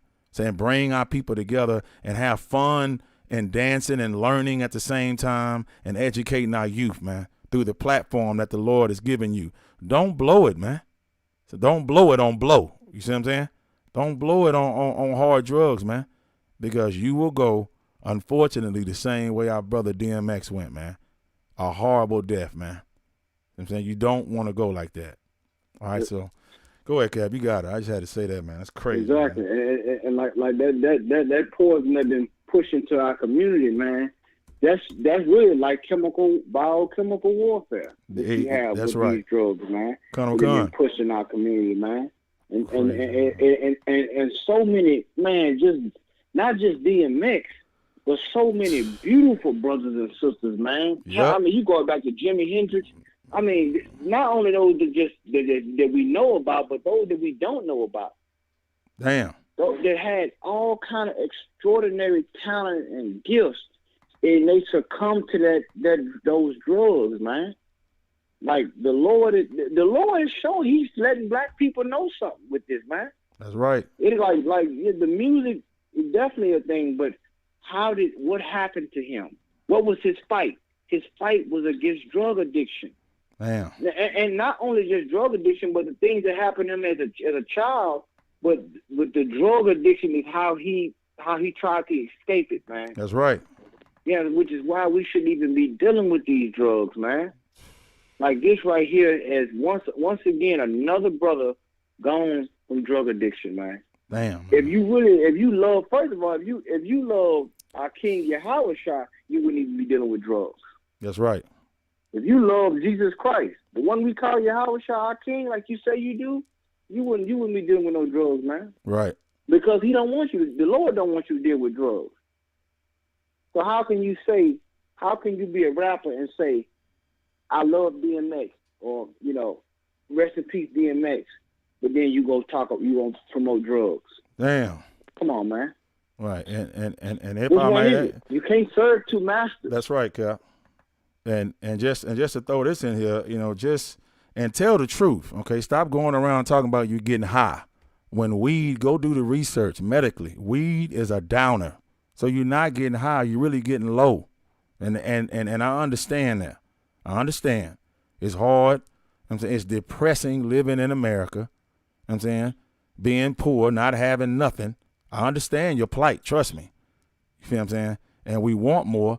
And we've been done so bad. I mean, as soon as we get a head coach, you know, the quote unquote first black head coach, he give all his honor and praise, you know, to the enemy, to a white woman. I get it. Everything that we have is taken from us. But that means it's time collectively as a unit to do the right thing, to gather ourselves together and follow the commandments, man. You know what I'm saying? And that's what the Bible speaks about, man, that 5th chapter of Judith, man. You know what I'm saying? And that's what it is, man. If we serve our God, we cannot be moved, man. See what I'm saying? But if we don't serve our God, then we can be taken out. You know what I'm saying? And we have people, you know, our heathen, the enemies that want us to do what? To do all manner of evil, man, and drugs and overdoses. To where the Lord says, you know what? We're not ready for rulership yet. Leave them in captivity. Leave them under the hands of those who hate them. So if you're really tired of it, put the weed down and guess what? Join, man. You know what I'm saying? Love yourself, man. Love your brother and sister and come in this truth. And guess what? That's real love. That's action, man. That's real love, man. All right. Wouldn't that be wonderful, Cap? You know what I'm saying? If everybody say, you know what? I do love my brother. I do love my sister. It'd be a beautiful thing, man. God, man. It'd be a beautiful thing. Man. Like the Bible say, how you gonna buy DMX, man? Let me tell you, like you listen to that brother was mad. That brother was masculine, man. Like he was great. Like, but how do you bind a strong man? Damn. You bind him. One of the ways you bind a strong man through addiction, through drugs. Strong. That's how he was bound. That's right. He was fighting and struggling with that, man. You can hear it in his music. You can hear it in his prayers. That's right. He was praying on record. That's right, Cap. Damn, that's right. Acting like yep. You can hear this man struggling with this stuff, man. Damn, and for you to sell him this, damn, dude. For you to sell him this, it just said that you have no regard for this brother's life. And listen, not only him, but any brother you sell it to. Damn. And I know, trust me, a lot of us come from the street, come from all different types of backgrounds. And we know we didn't heard it all. But let me tell you something. After a while, brother, you got to deal with the truth. You got to face the facts. You got to stop lying to yourself. That's right, Cap. Brothers, you know enough now to know you killing each other. You know in your spirit enough that you know you killing your own people with this poison. And don't tell me, because a lot of this stuff you selling, it ain't what you saying it is anyway. You ain't put it on the triple beam. You ain't cooked this stuff. You don't know what the hell. You don't know what the hell you doing. A lot of you. You ain't whipping up nothing. You ain't fooling me. Right. Yeah, you ain't whipping up nothing. You ain't whipping it. You talking about whipping it, but you ain't the one whipping it. Right. You ain't whipped. Yeah. You ain't stove topping it or whatever else you doing. Right. You understand? You ain't doing that. You understand? You ain't weighing it. You ain't scared. All you is the one that's pitching it. We don't know what the hell you selling. Damn. Just keep it real. Like I said it a while ago, some years back in D.C., you act like you bringing in money. You ain't bringing in money like you say you bringing in money. You can forget that. You ain't bringing like them cats was bringing in the 80s. It still was wrong. And look what they had. They was bringing in trash bags. Like now your competitor is Walgreens and CVS. You understand? So it's a joke. It's a joke. That is over with, man. At this point, with all the knowledge the Lord done put out, you know what you're doing now. It ain't like you don't know that you're doing this and it's hurting your people. Don't let the white people in his music industry and mainstream try to tell you that it's something cool and it ain't gonna really affect you. It makes you an addict, man. Yep. You understand? Yep. It's wrong to be both. It's wrong to be a drug dealer and it's wrong to be a drug addict. Man, boy. And Both of them are traps. I think right. that's why you call it the trap. Damn. I think that's why you call it that. And the Bible says it's a snare, right? Don't it say that? That's what it say, Cap. It will be a snare unto you, man. Golly, man, which is a trap. That's how you know. Man. That's how you know this Bible here is talking about your life. We con on con. Damn. Man. This Bible here, everything in this Bible is talk. Even now to having those pockets full of stones. Remember when the Lord was in the wilderness, what did Satan tell him? If you the man, if you say who you say you are, then you turn these stones into bread. Did he not? Yep. Satan challenged our King Yahweh Shah to turn stones into bread. And that's what you're doing right now in the hood. You turning those stones into bread. Yeah. In the ghetto. To prove that you the man. The Lord never wanted you to do that. It's Satan's plan. It ain't God's plan. You understand? You supposed to be willing to starve for your people, man. I know it seems crazy. That's right. But you trust in the Lord. The Lord said the Lord said, give me the scripture where he said that he never seen a righteous forsaken, begging for bread. Okay, come on. It's a scripture where he said he never seen the righteous begging for bread. Paraphrase. Like the Lord not going, if he feeds the birds, you think he won't beg away for you? The problem is you too busy trying to impress and trying to keep up with people who don't even care about you. You understand? Trying to fight for a rep, and you got people that been in the drug game, and they just not getting out. Some of them, and they telling you it's a dead end. That's right, Cap. They done had all the money. They done had all the cars. They done killed all kind of people, and they telling you it ain't worth it. It ain't worth losing your life over. But you still don't want to hear it because why? You listening to Satan. Come on. You think you're gonna get some kind of reputation. The reputation you're gonna get is the one you don't want. Okay, let's get it. This is Psalms, Cap. The book of Psalms, chapter 37. Okay, 37, verse 25, and it reads, "I have been young and now am old, yet have I not seen the righteous forsaken, nor his seed begging bread." That's heavy. You understand? If you serve the Lord, you trust in the Most High, you do what's right, you're not gonna be forsaken, brothers and sisters. Right. And your seed not gonna be begging for bread either. You stand with the Lord, man. Do what's right. The Lord will provide for you. But you gotta have faith. You gotta resist evil. Man. You gotta resist. I know it's easy. That fast money, it's addictive. Right. You understand? That's right. Especially if you quote unquote know what you're doing, it's addictive. Right. But it don't last long. Yeah. You come easy, it go easy, man. You understand? And you got to understand what all come with that. Paranoia. Enemies. You know what I'm saying? Everybody looking at you, you know what I'm saying, trying to get you. It ain't worth it, man. Yep. It ain't worth it. You know what I'm saying? You don't want those types of things on your mind, living that life. And whoever sold him that drug, and trust me, somebody sold him the drug that he was using. Boy. You understand? Yep. Like, you got to live with that, man. You got to live with that, man. You understand? And to be honest, most of those, they getting high themselves. They selling it, but they getting high themselves because they can't deal with the truth. Boy. You understand? So I just wanted to bring it out, man. Like I said, guys, again, to the brother DMX, man, he's gonna be missed. A lot of brothers and sisters touched by his music, man. And we just pray and hope that it don't happen again, man. That's the fight we fighting on this side, man. The UPK. That's why we in the streets. That's why we check you. That's why we tell you the truth. Why Commander Junior Hunter say what he say? Because he love you. That's right. You understand? He gonna tell you the truth. He ain't gonna tell you what you want to hear. It gonna make you upset, but guess what? You gonna know he love you because he told you the truth. Right. You gonna know men and I as UPK love you because we told you the truth. We told you what you didn't want to hear, like we always do. We tell you what thus saith the Lord. You understand? Boy. So I want to thank you. We're gonna squeeze one more though. Squeeze one more. Salaki. We squeezing one more. Oh, we got time one more. Count on one. We going to count on. We going to 10:15. 10:15, and we out. On then, brother. Salaki. I'm thinking we about to wrap it up, man. Okay, where we going next? What you want to get next? We going to Cheryl Underwood. We got to go to that. And Osborne Woman. That's on that movie, The Talk Show, right?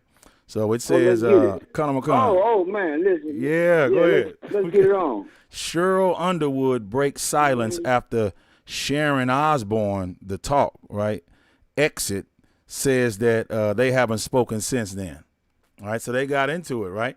It says Cheryl Underwood has broken her silence on Sharon Osbourne's recent exit from The Talk in a 3-part series on her podcast titled Sharon Walks Away, right?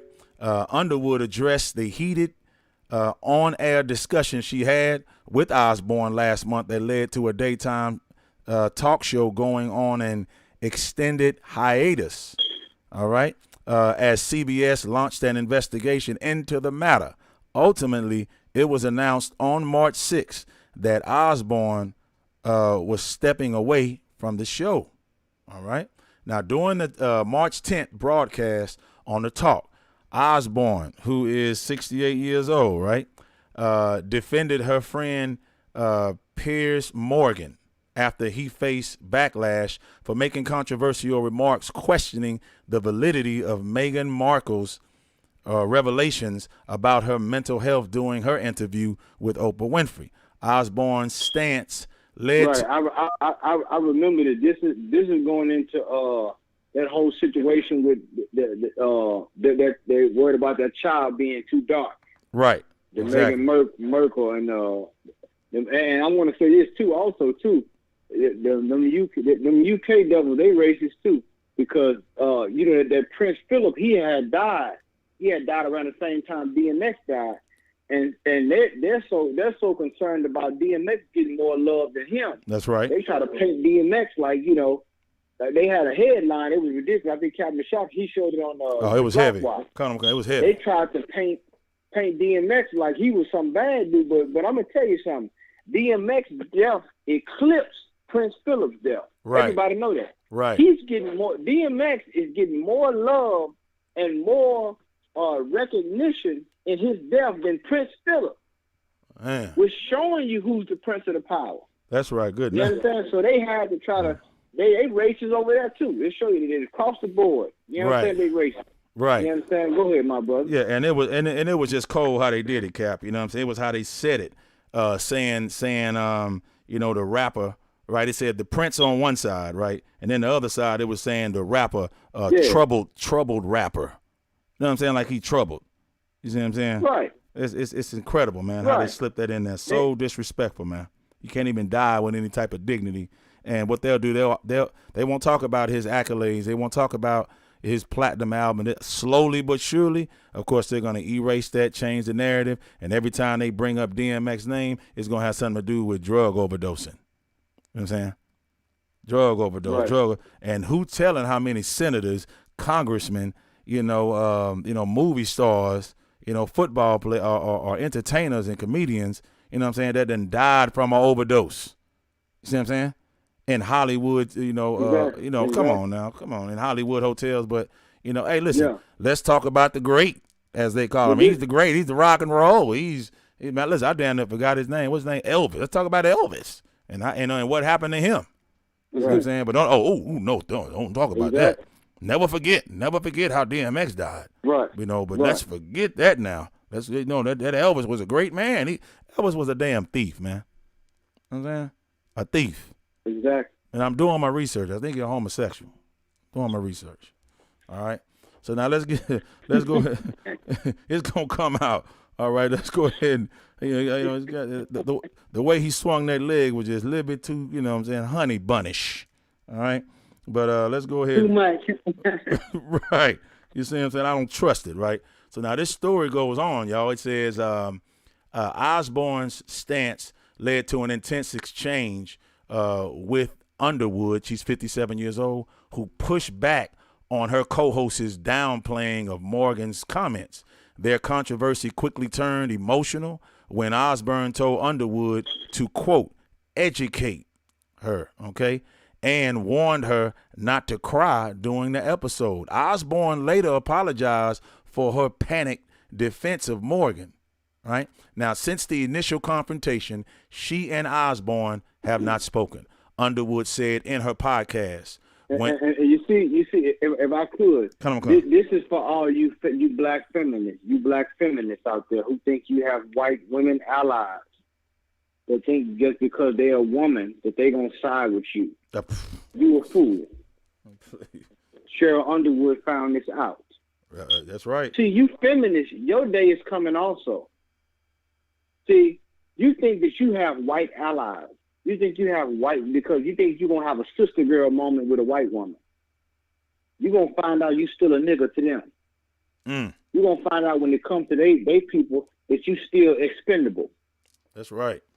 They're not going to agree with you when they come to they love them royals. She loved the Queen of England and all them over there. She's not going to side with you. Yep. Even if it comes to, that's her allegiance to the people over there, man. Right. Why are you acting so you surprised? think that she going to meet you halfway on this racial trip? I'm sorry, go ahead. No, I was just saying when they act surprised, Cap, that means that they love them. That's why you acted so surprised. But if you was an ISUPK, then you would already know that they hate your damn guts. So when it comes out, you'd be like, oh, shit, I already know they don't like me. You know, but you, oh my God, I can't believe you don't like me. Cheryl Underwood, with your black chocolate self, all right, you stand out, okay, as a princess, man. They hate you from the onset. Remember that, okay? So this should be a testament to you and every other sister that's in your position. That other, what's the other girl from that show, The Real, the one that got with that white man? Guess what, sister? They hate you too. They hate you too, okay? Exactly. You know, so, you know, make the right decision. It's no getting. It's not. Go ahead, Cap. Ain't no getting around it. That's right. Ain't no getting around it, man. You're going to have to face the fact that these people are different than you. I know, listen, and am I saying that you can't work with them? No, I'm not saying that. You're going to have, a lot of us have jobs where we work with all different kinds of nationalities. Right, exactly. So one thing you have to solidify yourself on is where you stand. To be comfortable on where you stand. You don't have to be confrontational. You can say, well, you know what, that's what you believe, that's what you believe. I'm going to believe what I believe. That's for damn sure. I'm not going to let you change what I believe. You can believe whatever the hell you want to believe. You understand? But guess what? You hating a black person does not make me feel sorry because I know who you are. You understand? That's right. Good night. And just to quote DMX said something heavy on one of his videos. I just want to quote something he said that was heavy. He said, let me tell you something. You gotta be able to trust people to be who they are. That's right. He said, be themselves. He said something right. He said something like, yeah, you gotta trust. If we can find that clip, it's a clip where he said, you gotta trust a snake to bite you. Damn. Like he said, he said, it was like he said some things that really stuck out. Mm-hmm. You understand? Because he's been in the gutter. He said, man, it's too. He said, I forgot how he said it. He said it's too draining to mistrust people. Trust a snake to be a snake. Damn. Right. But like that's what you gotta do. That's what you gotta do with these people. You gotta trust. You ain't gotta try to change them. Don't try to change the white man. You can't do that. That's right. You can't change. You can't try to give him some racial sensitivity courses to make him change what's in his DNA. You can't do that. That's right. You understand? Mm-hmm. It's who he is. It's his nature. Right. Go ahead, sis. I heard someone say Salaki. Go ahead. Yeah. Who is this? This is Sharon. I'm rib to Ayah. Sharon. I'm rib to Ayah Sahab. I'm on there as Poochie Watson. Okay, I was just ready to talk about your comment. Go ahead. What he said was he said you got to trust a snake to be a snake, a liar to be a liar, a thief to be a thief. You just gotta accept them for who they are and see them coming. Yeah, that's it. Exactly. That's right. That's right, man. Like he said that, and that made so much sense. And once you understand that, things start to make a lot more sense. You're not stressed out as much. You're like, man, how can I make this person see it my way? That's the problem with today's society. You want to try to make everybody see things your way. Everybody's not going to see things your way. Man. You understand? You got to identify these people, these other nations, and know who they are, and understand that is how they're going to be. It's nothing you can do to change it. You understand? That's why the Bible talks about that they were separated from the womb. You understand? Now, you may have some little feminine stuff you may talk about with her, and she may be able to have some kind of correlation, but it's still, when the rubber meets the road, when it comes to race, that race card, boy, that's a powerful card right there. Damn. When race come into play, then you're gonna see. Then you're gonna see where their allegiance lie, and it always turns back to their own. Yep. It's like money in the bank. It's always you can take it to the bank. They're gonna always side with their own. Damn. And you shouldn't be surprised when they do. That's you exactly. Be like, well, yeah, I figured that's what you would say. Exactly. And not get emotional. Like you said, the fact that Cheryl Underwood got emotional is because she really thought she had a friend. She Wrong. really thought Osborne, she was, sharing the tea or whatever they called it, the tea, but that tea was twisted. Right. We talking about Ozzy Osbourne.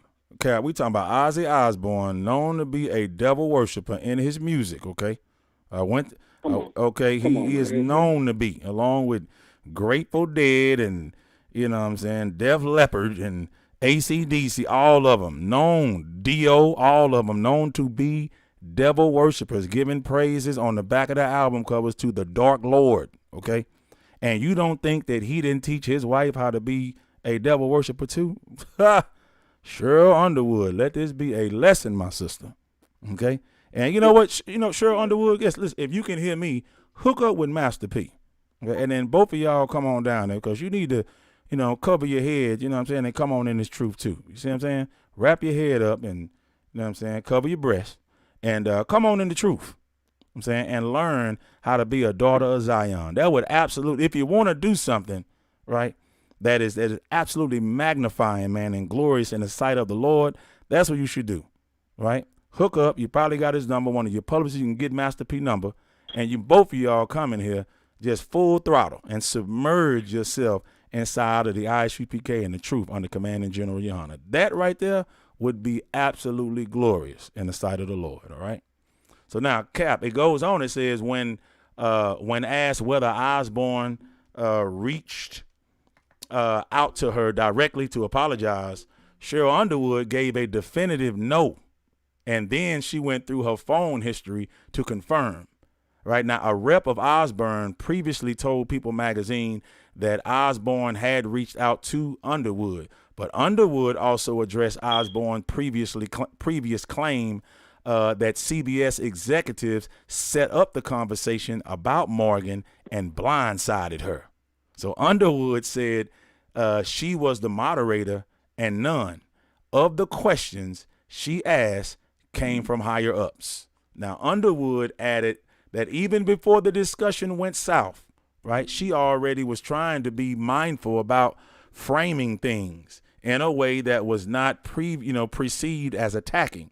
Now, in my gut, she said, I thought this was going to go left, she recalled. And so I wanted to put it in its proper order, but very calm. But there were a few people that criticized me on that. And, why do you even give a F about somebody's feelings? They don't give a F about yours, right? So it's not about the reaction of the person. It's about me and who I'm trying to evolve and mature to be. Girl, you'll never, you need a man, a leadership, and a priest and prophet, ISUPK. Like, if I could, I want y'all. Biblical shot. If you can grab Isaiah.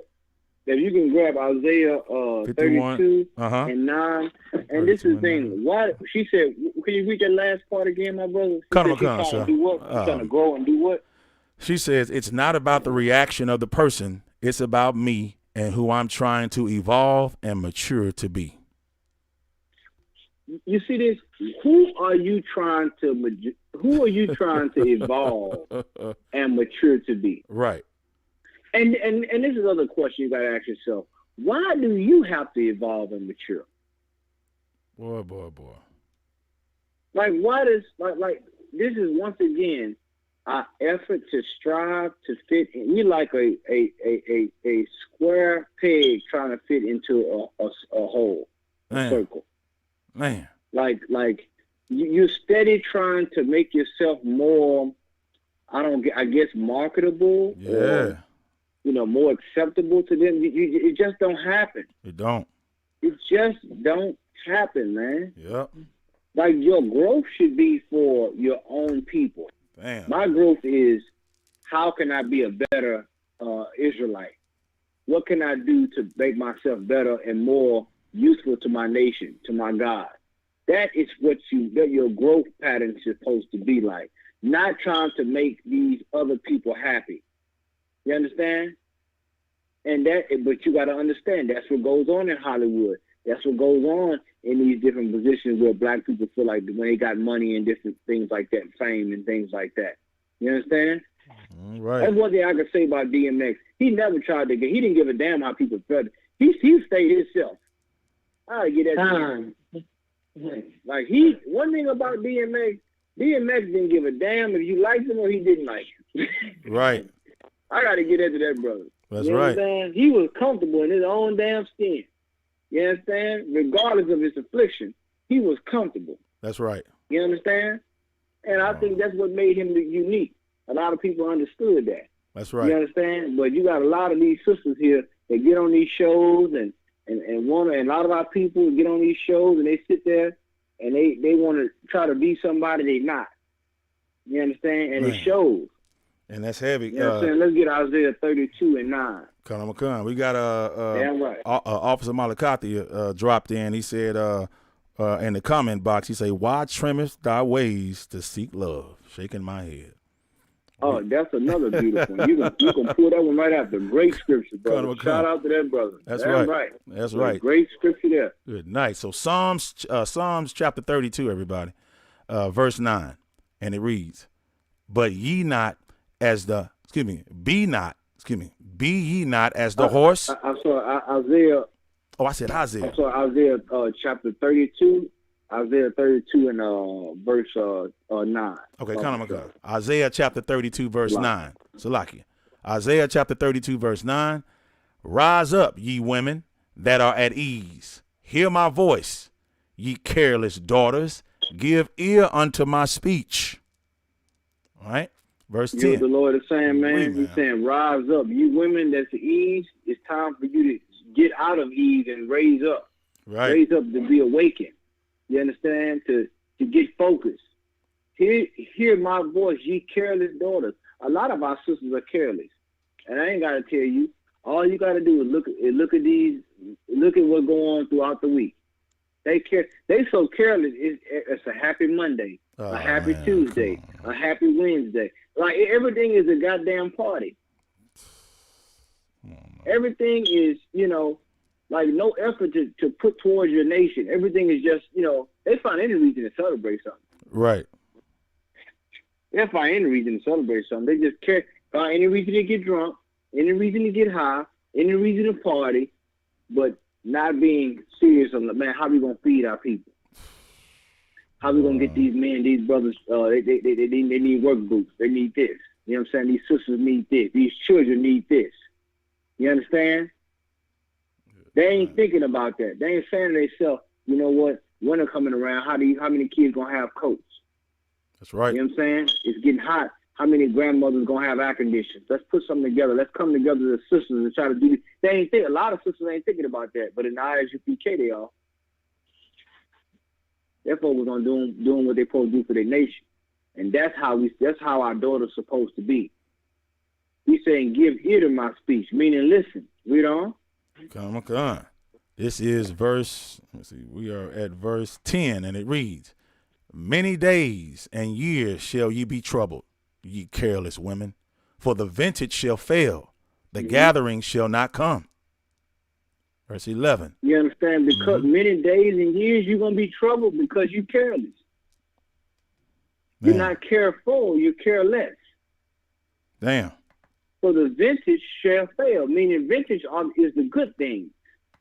The good things are going to fail because you're careless.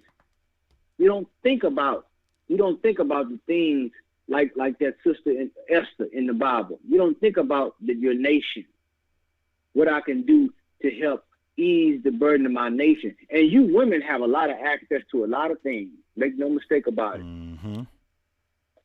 You black women, Hispanic and Native American women, you have access to money and resources and all kinds.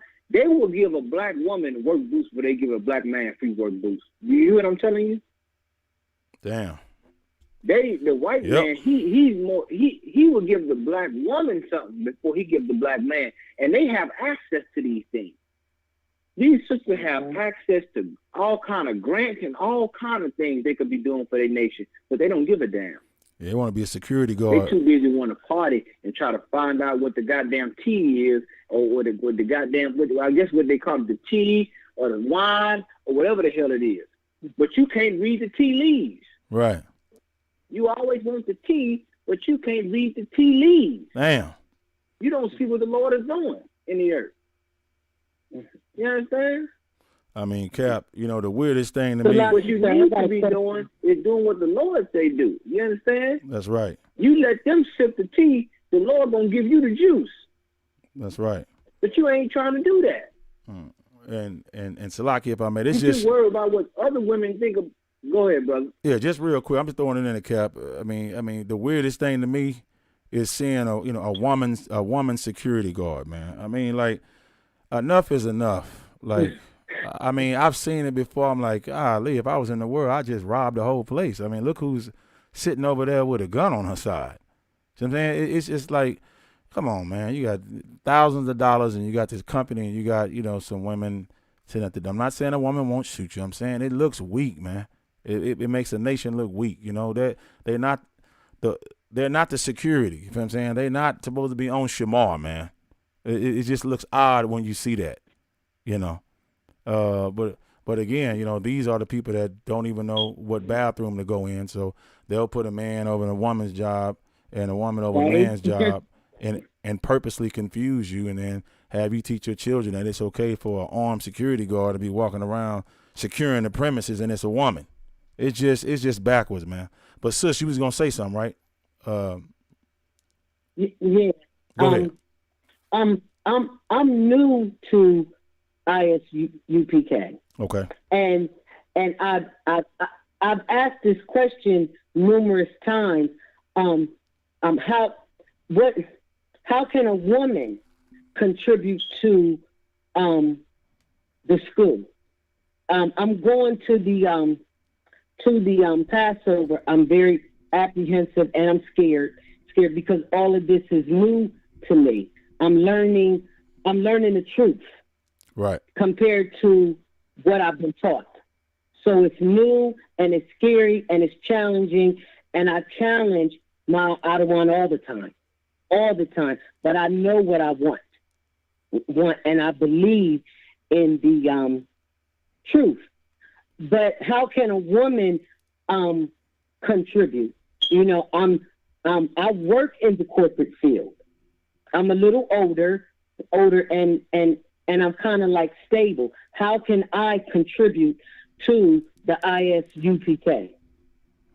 I'm gonna let my captain go ahead and go in on that. Right. It was damn right. So we're most high in Christ, and that's brave of you to ask that. A lot of sisters wouldn't even ask that question. Right. But the first thing you got to understand is, for one, how you contribute is, for one, you changing your life. You coming into this school, you learning how to be a better wife to your husband. That's right. Learning how to be a better sister. Learning how to follow the laws, statutes, and commandments.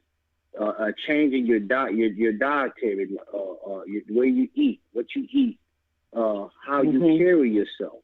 The things, the conversations you have with younger women. The Bible, get that scripture where it says the older women what the things they're supposed to teach the younger women. Come on, I got Like it. the thing, how you conduct yourself as a woman, it plays a lot. It plays a big part in how younger sisters see our sisters, because younger sisters are looking to older sisters for guidance in a lot of ways.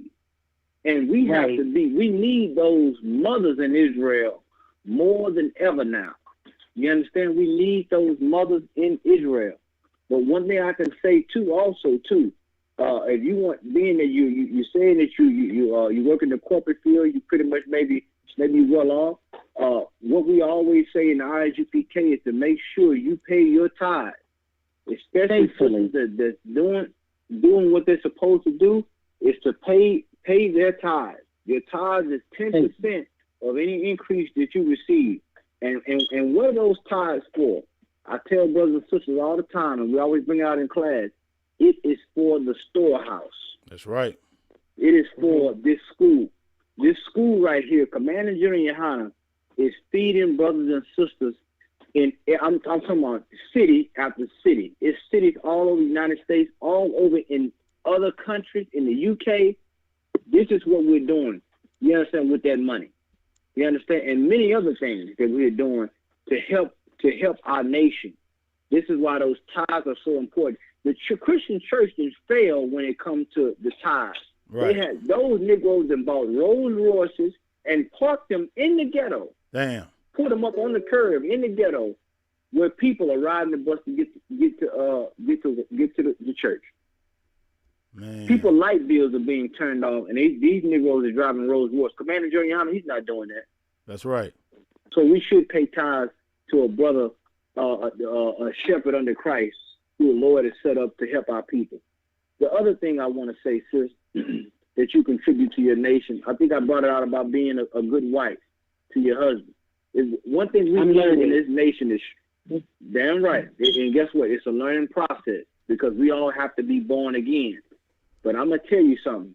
One thing this nation needs, we need strong families. You understand? We need a black man and black women to work and stick together and to struggle together.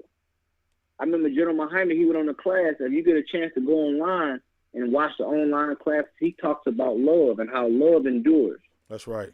Yeah, like we need to understand what love. We need to read it like the Bible. I'm sorry, sis. Yeah, so that was supposedly be directed at me. at me, but I'm trying. Well, but I'm trying. No, it's all of us. That's right. It's hard. It's hard sometimes. Sometimes because I've been with self for so long. So to take on an Adawan and learn a new way of life is very, very challenging. And I find myself bucking a lot unconsciously. Mm-hmm. Mm-hmm. Right. I understand, I understand, but guess what? And I'm trying. I'm trying. Yeah. I mean, listen, it's a fight. But guess what? The Lord wants us to fight. Right. Why do I know that? Because the Lord said he's a man of war. That's you understand? You're going to be tried through the fire of adversity. Adversity does two things, sis. And sometimes it does both simultaneously. It reveals character and it builds character. You understand? That's right. That's why the Bible says, he that endureth to the end, the same shall be saved. That's that right. also goes for our sisters too. That's right, Cap. This is about endurance. This fight we in. This is not, you understand? Like, this is about endurance. You understand? We got to endure this fight. We got to continue to fight. It's going to be, ups and downs. But the thing is that you continue to struggle. If I can just give you a little scripture on that. When you get a chance, read the scripture where Jacob wrestled with the angel, our forefather, our patriarch. That's right, Cap. Jacob, who we come from. He wrestled with that. Now, the blessing was already his, but he wrestled with an angel to daybreak. to get his blessing. Why? Because the Lord wanted to see, did he really want that blessing? You understand? No different from us going into the land. When we went into the land, we went into our land to fight. We had to fight those other nations. The Lord already gave us the land. But why did he just move those other nations out the way? Because he wanted to see how bad you wanted it. And that's how our Father is. You gotta understand, he's a black man. He's not gonna just give you everything. He wants to see how you gonna earn it. He wants to see if you're worthy of it. You understand? Like you said, because something made me pick my phone up, and I went to go to Facebook, and I accidentally hit YouTube, and this was the first thing that came up, and I said, well, I never watched Black Watch, so I hit it, and then I heard y'all talking about DMX, so I wrote down the number. I said, I don't know how this works, but I'm gonna go ahead, call in.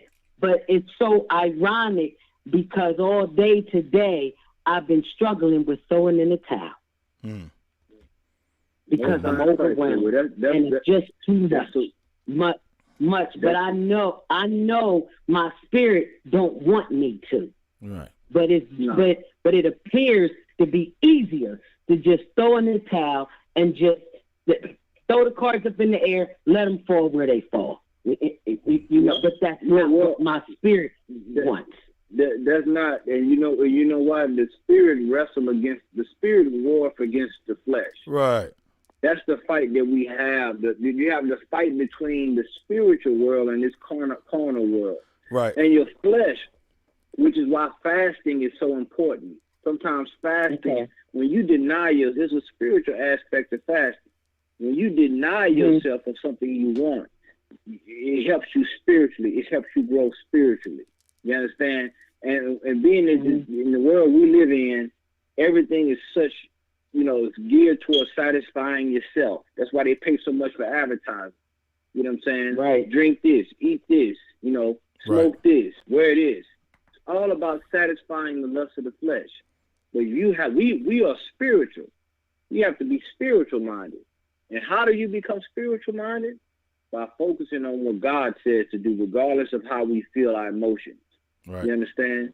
The laws of this Bible put our emotions in check. Make no mistake, we all have emotions. We love, we hate, we get angry, we get sad. All those things are a part of our life. But when we have the laws of the Lord, of our God, involved in our life, it puts those things in perspective. It puts those things in balance. And it lets us know there's a time for that. That's why the book of Ecclesiastes, Solomon said there's a time to laugh, a time to mourn, a time to be happy, a time to live, a time to die, a time to embrace, a time to refrain from embracing, a time for love, a time for hate. Right. It goes into all those things because why? The Lord's law put these in their proper time. It synchronizes our emotions on the right time. That's right. So then we know now it's time to be happy. Now it's time to mourn. Now it's time to do this. That's what God's laws do for us. But in this society, we're not exercising those things, so we're unbalanced. We want to quote unquote love everybody. That's not balanced. You can't. It's impossible to love everybody. You understand? That's right. And it's impossible for God to only have one emotion when He created you with many. That's He right. loves and hates. That's right. But He wants us to put those things in perspective, and that's what you have to do. Even though you feel like throwing in the towel, you must not give up. You understand? You must not give up on your marriage, not give up on the things the Lord said to you that you're supposed to be doing. You're not supposed to give up. That's right. You understand? Yeah, I'm right. So that's spiritual that you called in, and the Lord had you call in because that was on your mind about giving up. That's and right. I'm gonna tell you something. That's right. That's what Satan wants you. He wants many of us to do. He That's wants right. us to give up so we can end up losing our life like many other brothers and sisters, man. Right. But don't give up, sis. Trust me, we so close. The Bible said the kingdom of heaven is at hand. Commander Junior Hunter always says something that always stick out to me, especially if we brothers are getting unfocused and doing different things and trying to get on the ball and making different errors. Commander Junior Hunter always tell us to lay up thy folly ground, like lay up your folly ground, like tighten up. You feel me? Because you so close to getting what the Lord wants you to have, but you have to do what the Lord say do. You can't give up.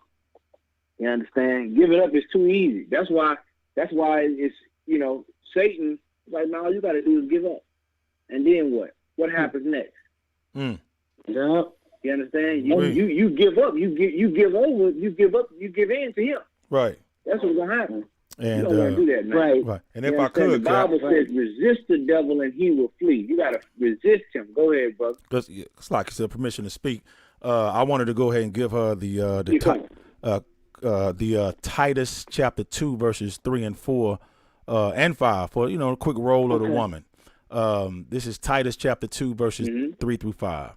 The aged woman likewise, that they be in behavior as becometh holiness, not false accusers, not given to too much wine, teachers of good things. Verse 4, that they may teach the young women to be sober, to love their husbands, to love their children, to be discreet, chaste, keepers at home, good, obedient to their own husbands, that the word of God be not blasphemed. You see that, sis? That's right. Yeah, you see that, sis? You take. Go ahead. I wrote that down. Damn right. You take that right there, and you memorize that, and you read that, and you meditate on that. You let that marinate in your spirit, sis. That's right. Because that right there is what we lack right now in a lot of women. You see these young girls, what they doing right now, how they carrying on? Because we have women like that, they weren't doing that. You understand? So that right there, I think that says enough right there. And of course, you can always contact Amanyala, or I don't know what zone you in, but you can contact a local camp leader near you and make sure you stay in counsel. That's right. Stay in counsel, stay in these classes. And let me tell you, it's like working out. The more you in these classes, the stronger you're going to get. Yep. The more scriptures, the more spiritual ammunition you're going to get. In over 3 months. Most High in Christ says, well, you on the ball. You keep it up. You understand? That's what we like to hear. Want to get that sister a hand too. You keep it up, sis. That's right. You keep doing what you're doing and staying in this truth, sis. That's right. Because you on the right path. Make no mistake about it. You on the right path, and you on a narrow path. A lot of sisters can't stay on this path. Trust and believe. Man, it takes a special kind of woman to walk this path right here. And as Christ said, to deny yourself. Remember what our King said. Damn. That's one thing that this world can't do. They will deny Christ, but they will not deny themselves. Come on. In order to follow Christ, we must deny ourselves. Damn right. God, you understand? That means you deny what you want and your desires for the Lord, and that is how you find the Lord. Damn. All right? That's right. You got sisterhood in the chat room, too. You got Vicky. Just real quick, Cap, I'm just letting the sister know that Vicky Caruthers telling you to keep fighting, sister. You're not alone. Sisterhood already kicking in. You know what I'm saying? Beautiful. All right. Beautiful. You see that? You see that? You in here. You ain't in here alone. Let me tell you something. And this is the kind of peer pressure this is the right kind of peer pressure.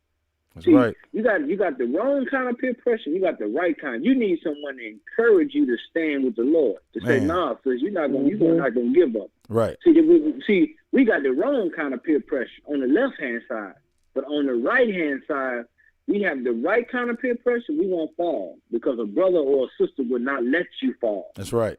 And this is what we need to have in our nation. If we have this in our nation, we won't have what happened. It's so unfortunate what happened to that brother DMX. We won't have that anymore because we say, nah, brother, you're going to have to fight me to get through to this door to go get to that. That's right. You understand? Right. And what I'm saying? We're gonna have to stand with each other and through these hard times because we all we got. Make no mistake. We all we got. And if we got to fight each other to serve the Lord, then goddamn it, we'll fight each other to serve the Lord. That's it. Let it be that. That's right, Cap. I'm willing to do that. I'd rather someone hate me. I can live with that kind of hate. If you're gonna hate me because I'm gonna fight you to serve the Lord, then I can live with that. Yep. I can live with that. You understand? I learned to embrace hate a long time when I came in the truth. At first, it was kind of hard to know people hate you. But after a while, I'm like, okay, I'm going to be a villain, then I'm going to be the best villain. You want to hate me? I'm going to give you a reason to hate me for serving the Lord. That's right. And that's how you got to be. You got to embrace it. You got to become a part of you. You understand? Man. So that's what you do. We're going to continue to see. Lord, we'll see you at the Passover. April 24th, we're going to encourage all our brothers and sisters to come to the Passover in Houston, Texas. It's going to be a beautiful event. You're going to get introduced. If it's your first time, man, you're not going to want to miss it. You're going to have a great time. We're going to have brotherhood and sisterhood. We're going to celebrate the Lord's Passover on him giving us our independence, under him making us a nation, man. That's right. And remember, this is the new year that we under, not December 31st. The new year is in the springtime. This is when our year starts. Right. You understand? When all things are made new. That's when right. The flowers start to blossom, the fruit start to come on the tree. This is our new year, according to the Bible. You understand? Right. So make sure you're there. Once again, I want to thank you, Alan Yala, for having me on the show. Thank you for the sisters that called in, and we want to encourage them and lift them up in prayer in the school. And we also want to encourage all the brothers and sisters to pay their tithes, send in their donations to the ISUPK. Support Commander General Yohana tomorrow night, 9 p.m. Eastern Standard Time. You got the Black Watch hosted by Commander General Yohana. That's right. He sets the tone for the nation. That's right. Make sure you tuning in, man, taking your notes, and you know what I'm saying, and following along on these current events and current affairs that's going on, because they are vital. This information and what we're bringing out can and will save your life if you follow it. That's right. Make no mistake about it. That's right. You understand? The Bible says, try the spirit by the spirit. You understand? And you're going to see what we're saying is of the Lord. You know what I'm saying? So with that, I want to thank you for having me on the show, man. I want to shout out all our brothers and sisters that tuned in tonight. I'm Captain Kahan Thamyah, reporting live from hell. I'm out of here. Shalom. Shalom, Cap. All right, well, you heard it right here, ISUPK. Hey, shalom, sis. Yahweh Shemal Atham B'Shem Abishah. All right, y'all, that concludes another episode, the 125th episode of Boot Up or Shut Up Radio, coming to you live like we always do. Rough, rugged, and raw. Again, I'm going to echo the same sentiment as the captain. Again, tomorrow, bright and early in the morning, you all, we have Let a Hebrew Speak, hosted by Priest and 12 Shield General Hazayan. Again, that is at 10 a.m. Eastern Time, 9 a.m. Central. All right. You want to make sure you catch that show bright and early in the morning. All right. Again, Priest and 12 Shield General Hazayan. Let a Hebrew Speak, man. Street talk. Big ups, you know what I'm saying, to all of the generals, man, who put it down for us, man, in all the areas in the United States and abroad, all right? Immediately following that show now, we do have the Hidden Truth Reveal. We go to Syracuse, New York. That'll be hosted by Priest and Captain of 10,000, Azanaya. The Hidden Truth Reveal comes on immediately following Let a Hebrew Speak, okay? You want to make sure you catch those two shows immediately in the morning, all right? Now, right after that, you may have a small break. Of course, we teach all during the week. You can catch any other ISUPK classes, and if whatever area you in, if it's ISUPK Delaware, you hit that in. You'll be locked in with Officer 5000 up in there in Delaware, to Zion, as well as Matazapa up in Delaware, or you could go, to Captain Kapash up in Indianapolis, Captain Mama Quad, man, anywhere across the United States, man, you can catch all of these classes. The brothers are putting them in, Captain Yashamar down in Dallas, man. Of course, Captain Yatazak right here in Houston, Texas, putting down those classes. My brothers in Austin, man, Officer Malakati, Officer Tamakia, putting those, classes down weekly, man. My brothers in Killeen, Officer Kahanga Boy, Officer Tapasar, Bonzayan, man. You have, a host of my brothers, man, Officer of 1,000, Kabar, You know what I'm saying? Karab. You have Kabar that's in San Antonio. You know, you have 5,000 Officer 5,000 Dawada in San Antonio. I mean, it's nonstop, man. Barak Yah, you can go all the way over, all the way in the Rio Grande, man. You know what I'm saying? You got Officer Kanak and saying Officer Yashimar putting it down for the Rio Grande, man. Listen, man, Texas in full effect. And saying we are not playing raising up the nation of Israel, man, under command in General Yohana, all right? Classes all through the day. Now, what you have to realize is at 7 o'clock Eastern time, it will be Priest and 12 Shield General Mahiaman, who will have scripture breakdown class, all right? That's at 7 p.m. Eastern, 6 p.m. Central. Type in, get your questions asked, and log in immediately, man, and lock yourself in with the scripture breakdown class. You can get the real truth, the real breakdown, only from the ISUPK, man, all right? Stop listening to the broke downs. Listen to the breakdown, all right? And that is by 12 Shield General Mahiaman, 7 p.m. Eastern time on Thursday, all right? On Monday, all right? Mondays and Thursdays, right? But tomorrow is Monday, all right? So again, one more quick shout out after that. Mm-hmm. It's what we're all leading up to, y'all, and that is our commanding general, okay? Commanding General Yohana, and he will be locked in with Black Watch. You want to lock in with Black Watch. All the heavy hitters will be in the building 9 p.m. Eastern time, 8 p.m. Central. Black Watch, that is the new channel. You want to make sure that you are in the building, man, ready, locked and loaded, ears wide open as Dumbo, the elephant. You know what I'm saying? But don't be Dumbo. I'm just saying. You want to be listening. Okay. You don't want to be there, but you want to be listening. All right. And you brothers have to stay locked in, man, locked and loaded, man. ISUPK, we headed to this Passover. Again, $200 for the Passover, man. It will be in Houston, Texas, 14149 Player Street, all right? 14149 Player Street, a.k.a. Yock Street. Y'all know what time it is, all right? And again, man, you want to make sure that you get in touch. Any of your questions, again, you can call 832-236-9322. Again, that number is 832-236-9322. Call and ask your questions, hotel accommodations, any questions you might ask. That is the number to call, all right? Again, y'all, let's get it, man. We 2 weeks away, man. We got the Passover coming over again, April 24th, 2021, 52nd annual Passover. It is the official, only authorized, okay, Passover, the Lord's Passover under commanding General Yohana. ISUPK, y'all know how we get down, right?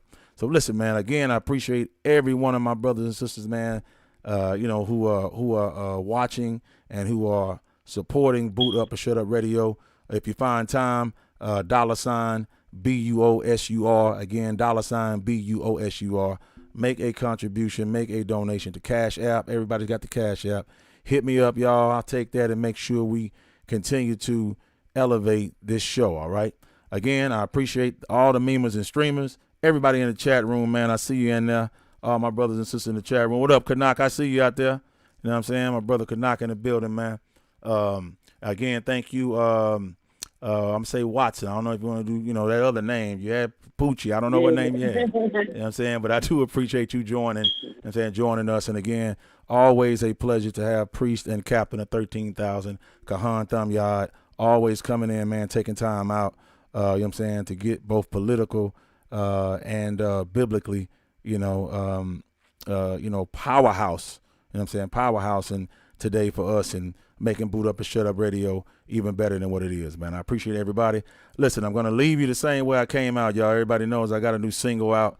New single is called Rolling Hard. Again, to set the premise on this, Rolling Hard, it's like we all go through things in life, man.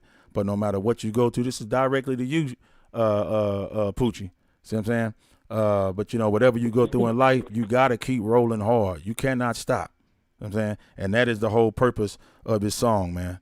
Going through so much and never, ever stopping. You can't stop. You know what I'm saying? You got to always roll hard.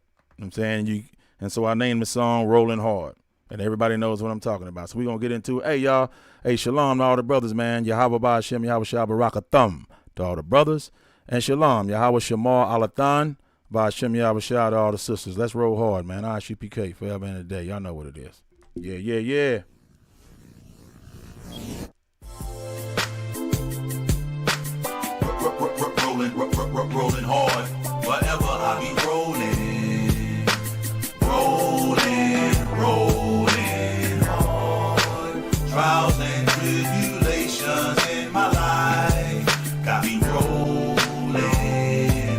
rolling hard.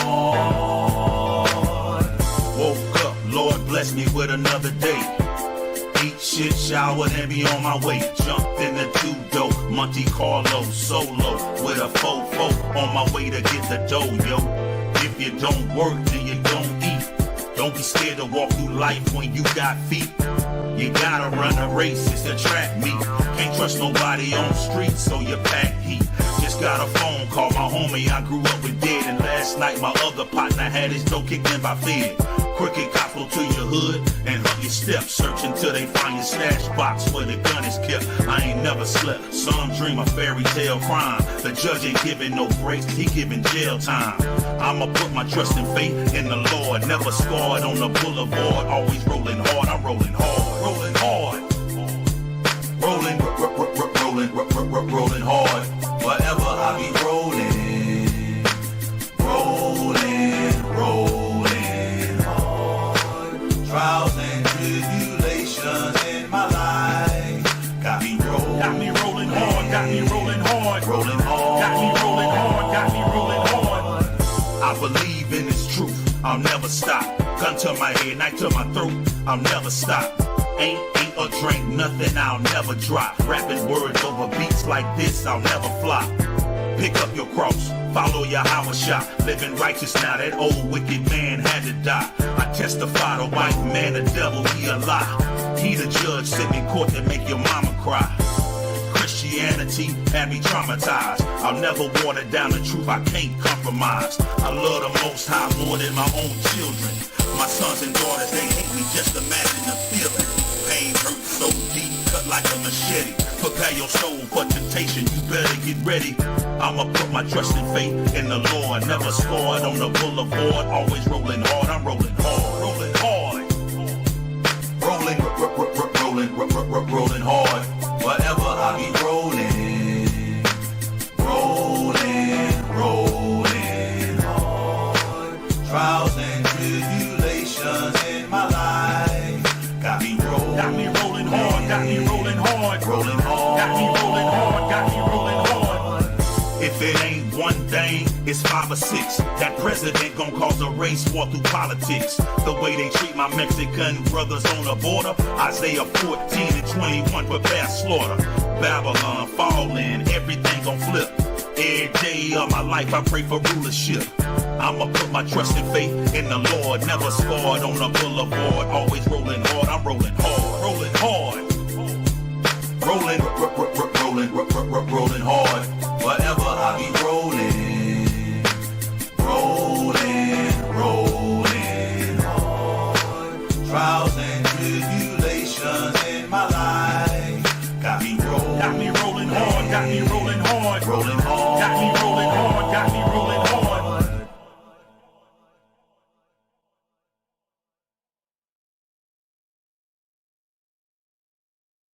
ISUPK. Boot up or shut up radio live with Priest and Officer 5000 and Wanya Allah. Tune in every Sunday night from 8 p.m. to 10 p.m. Central Time. It's gonna be informative and provocative. Also broadcasted live with Priest and Captain of 13,000. Kahantham Yard will be reporting live from hell, using the Holy Scriptures to bring truth to the blacks, Latinos, and Native Indians in America, the 12 lost tribes of the nation of Israel. Boot up or shut up radio live every Sundays from 8 p.m. to 10 p.m. Central Time. Boot up or shut up radio. Home of self-mutilation. Whatever verse you pull out the Bible, you gon' cut yourself.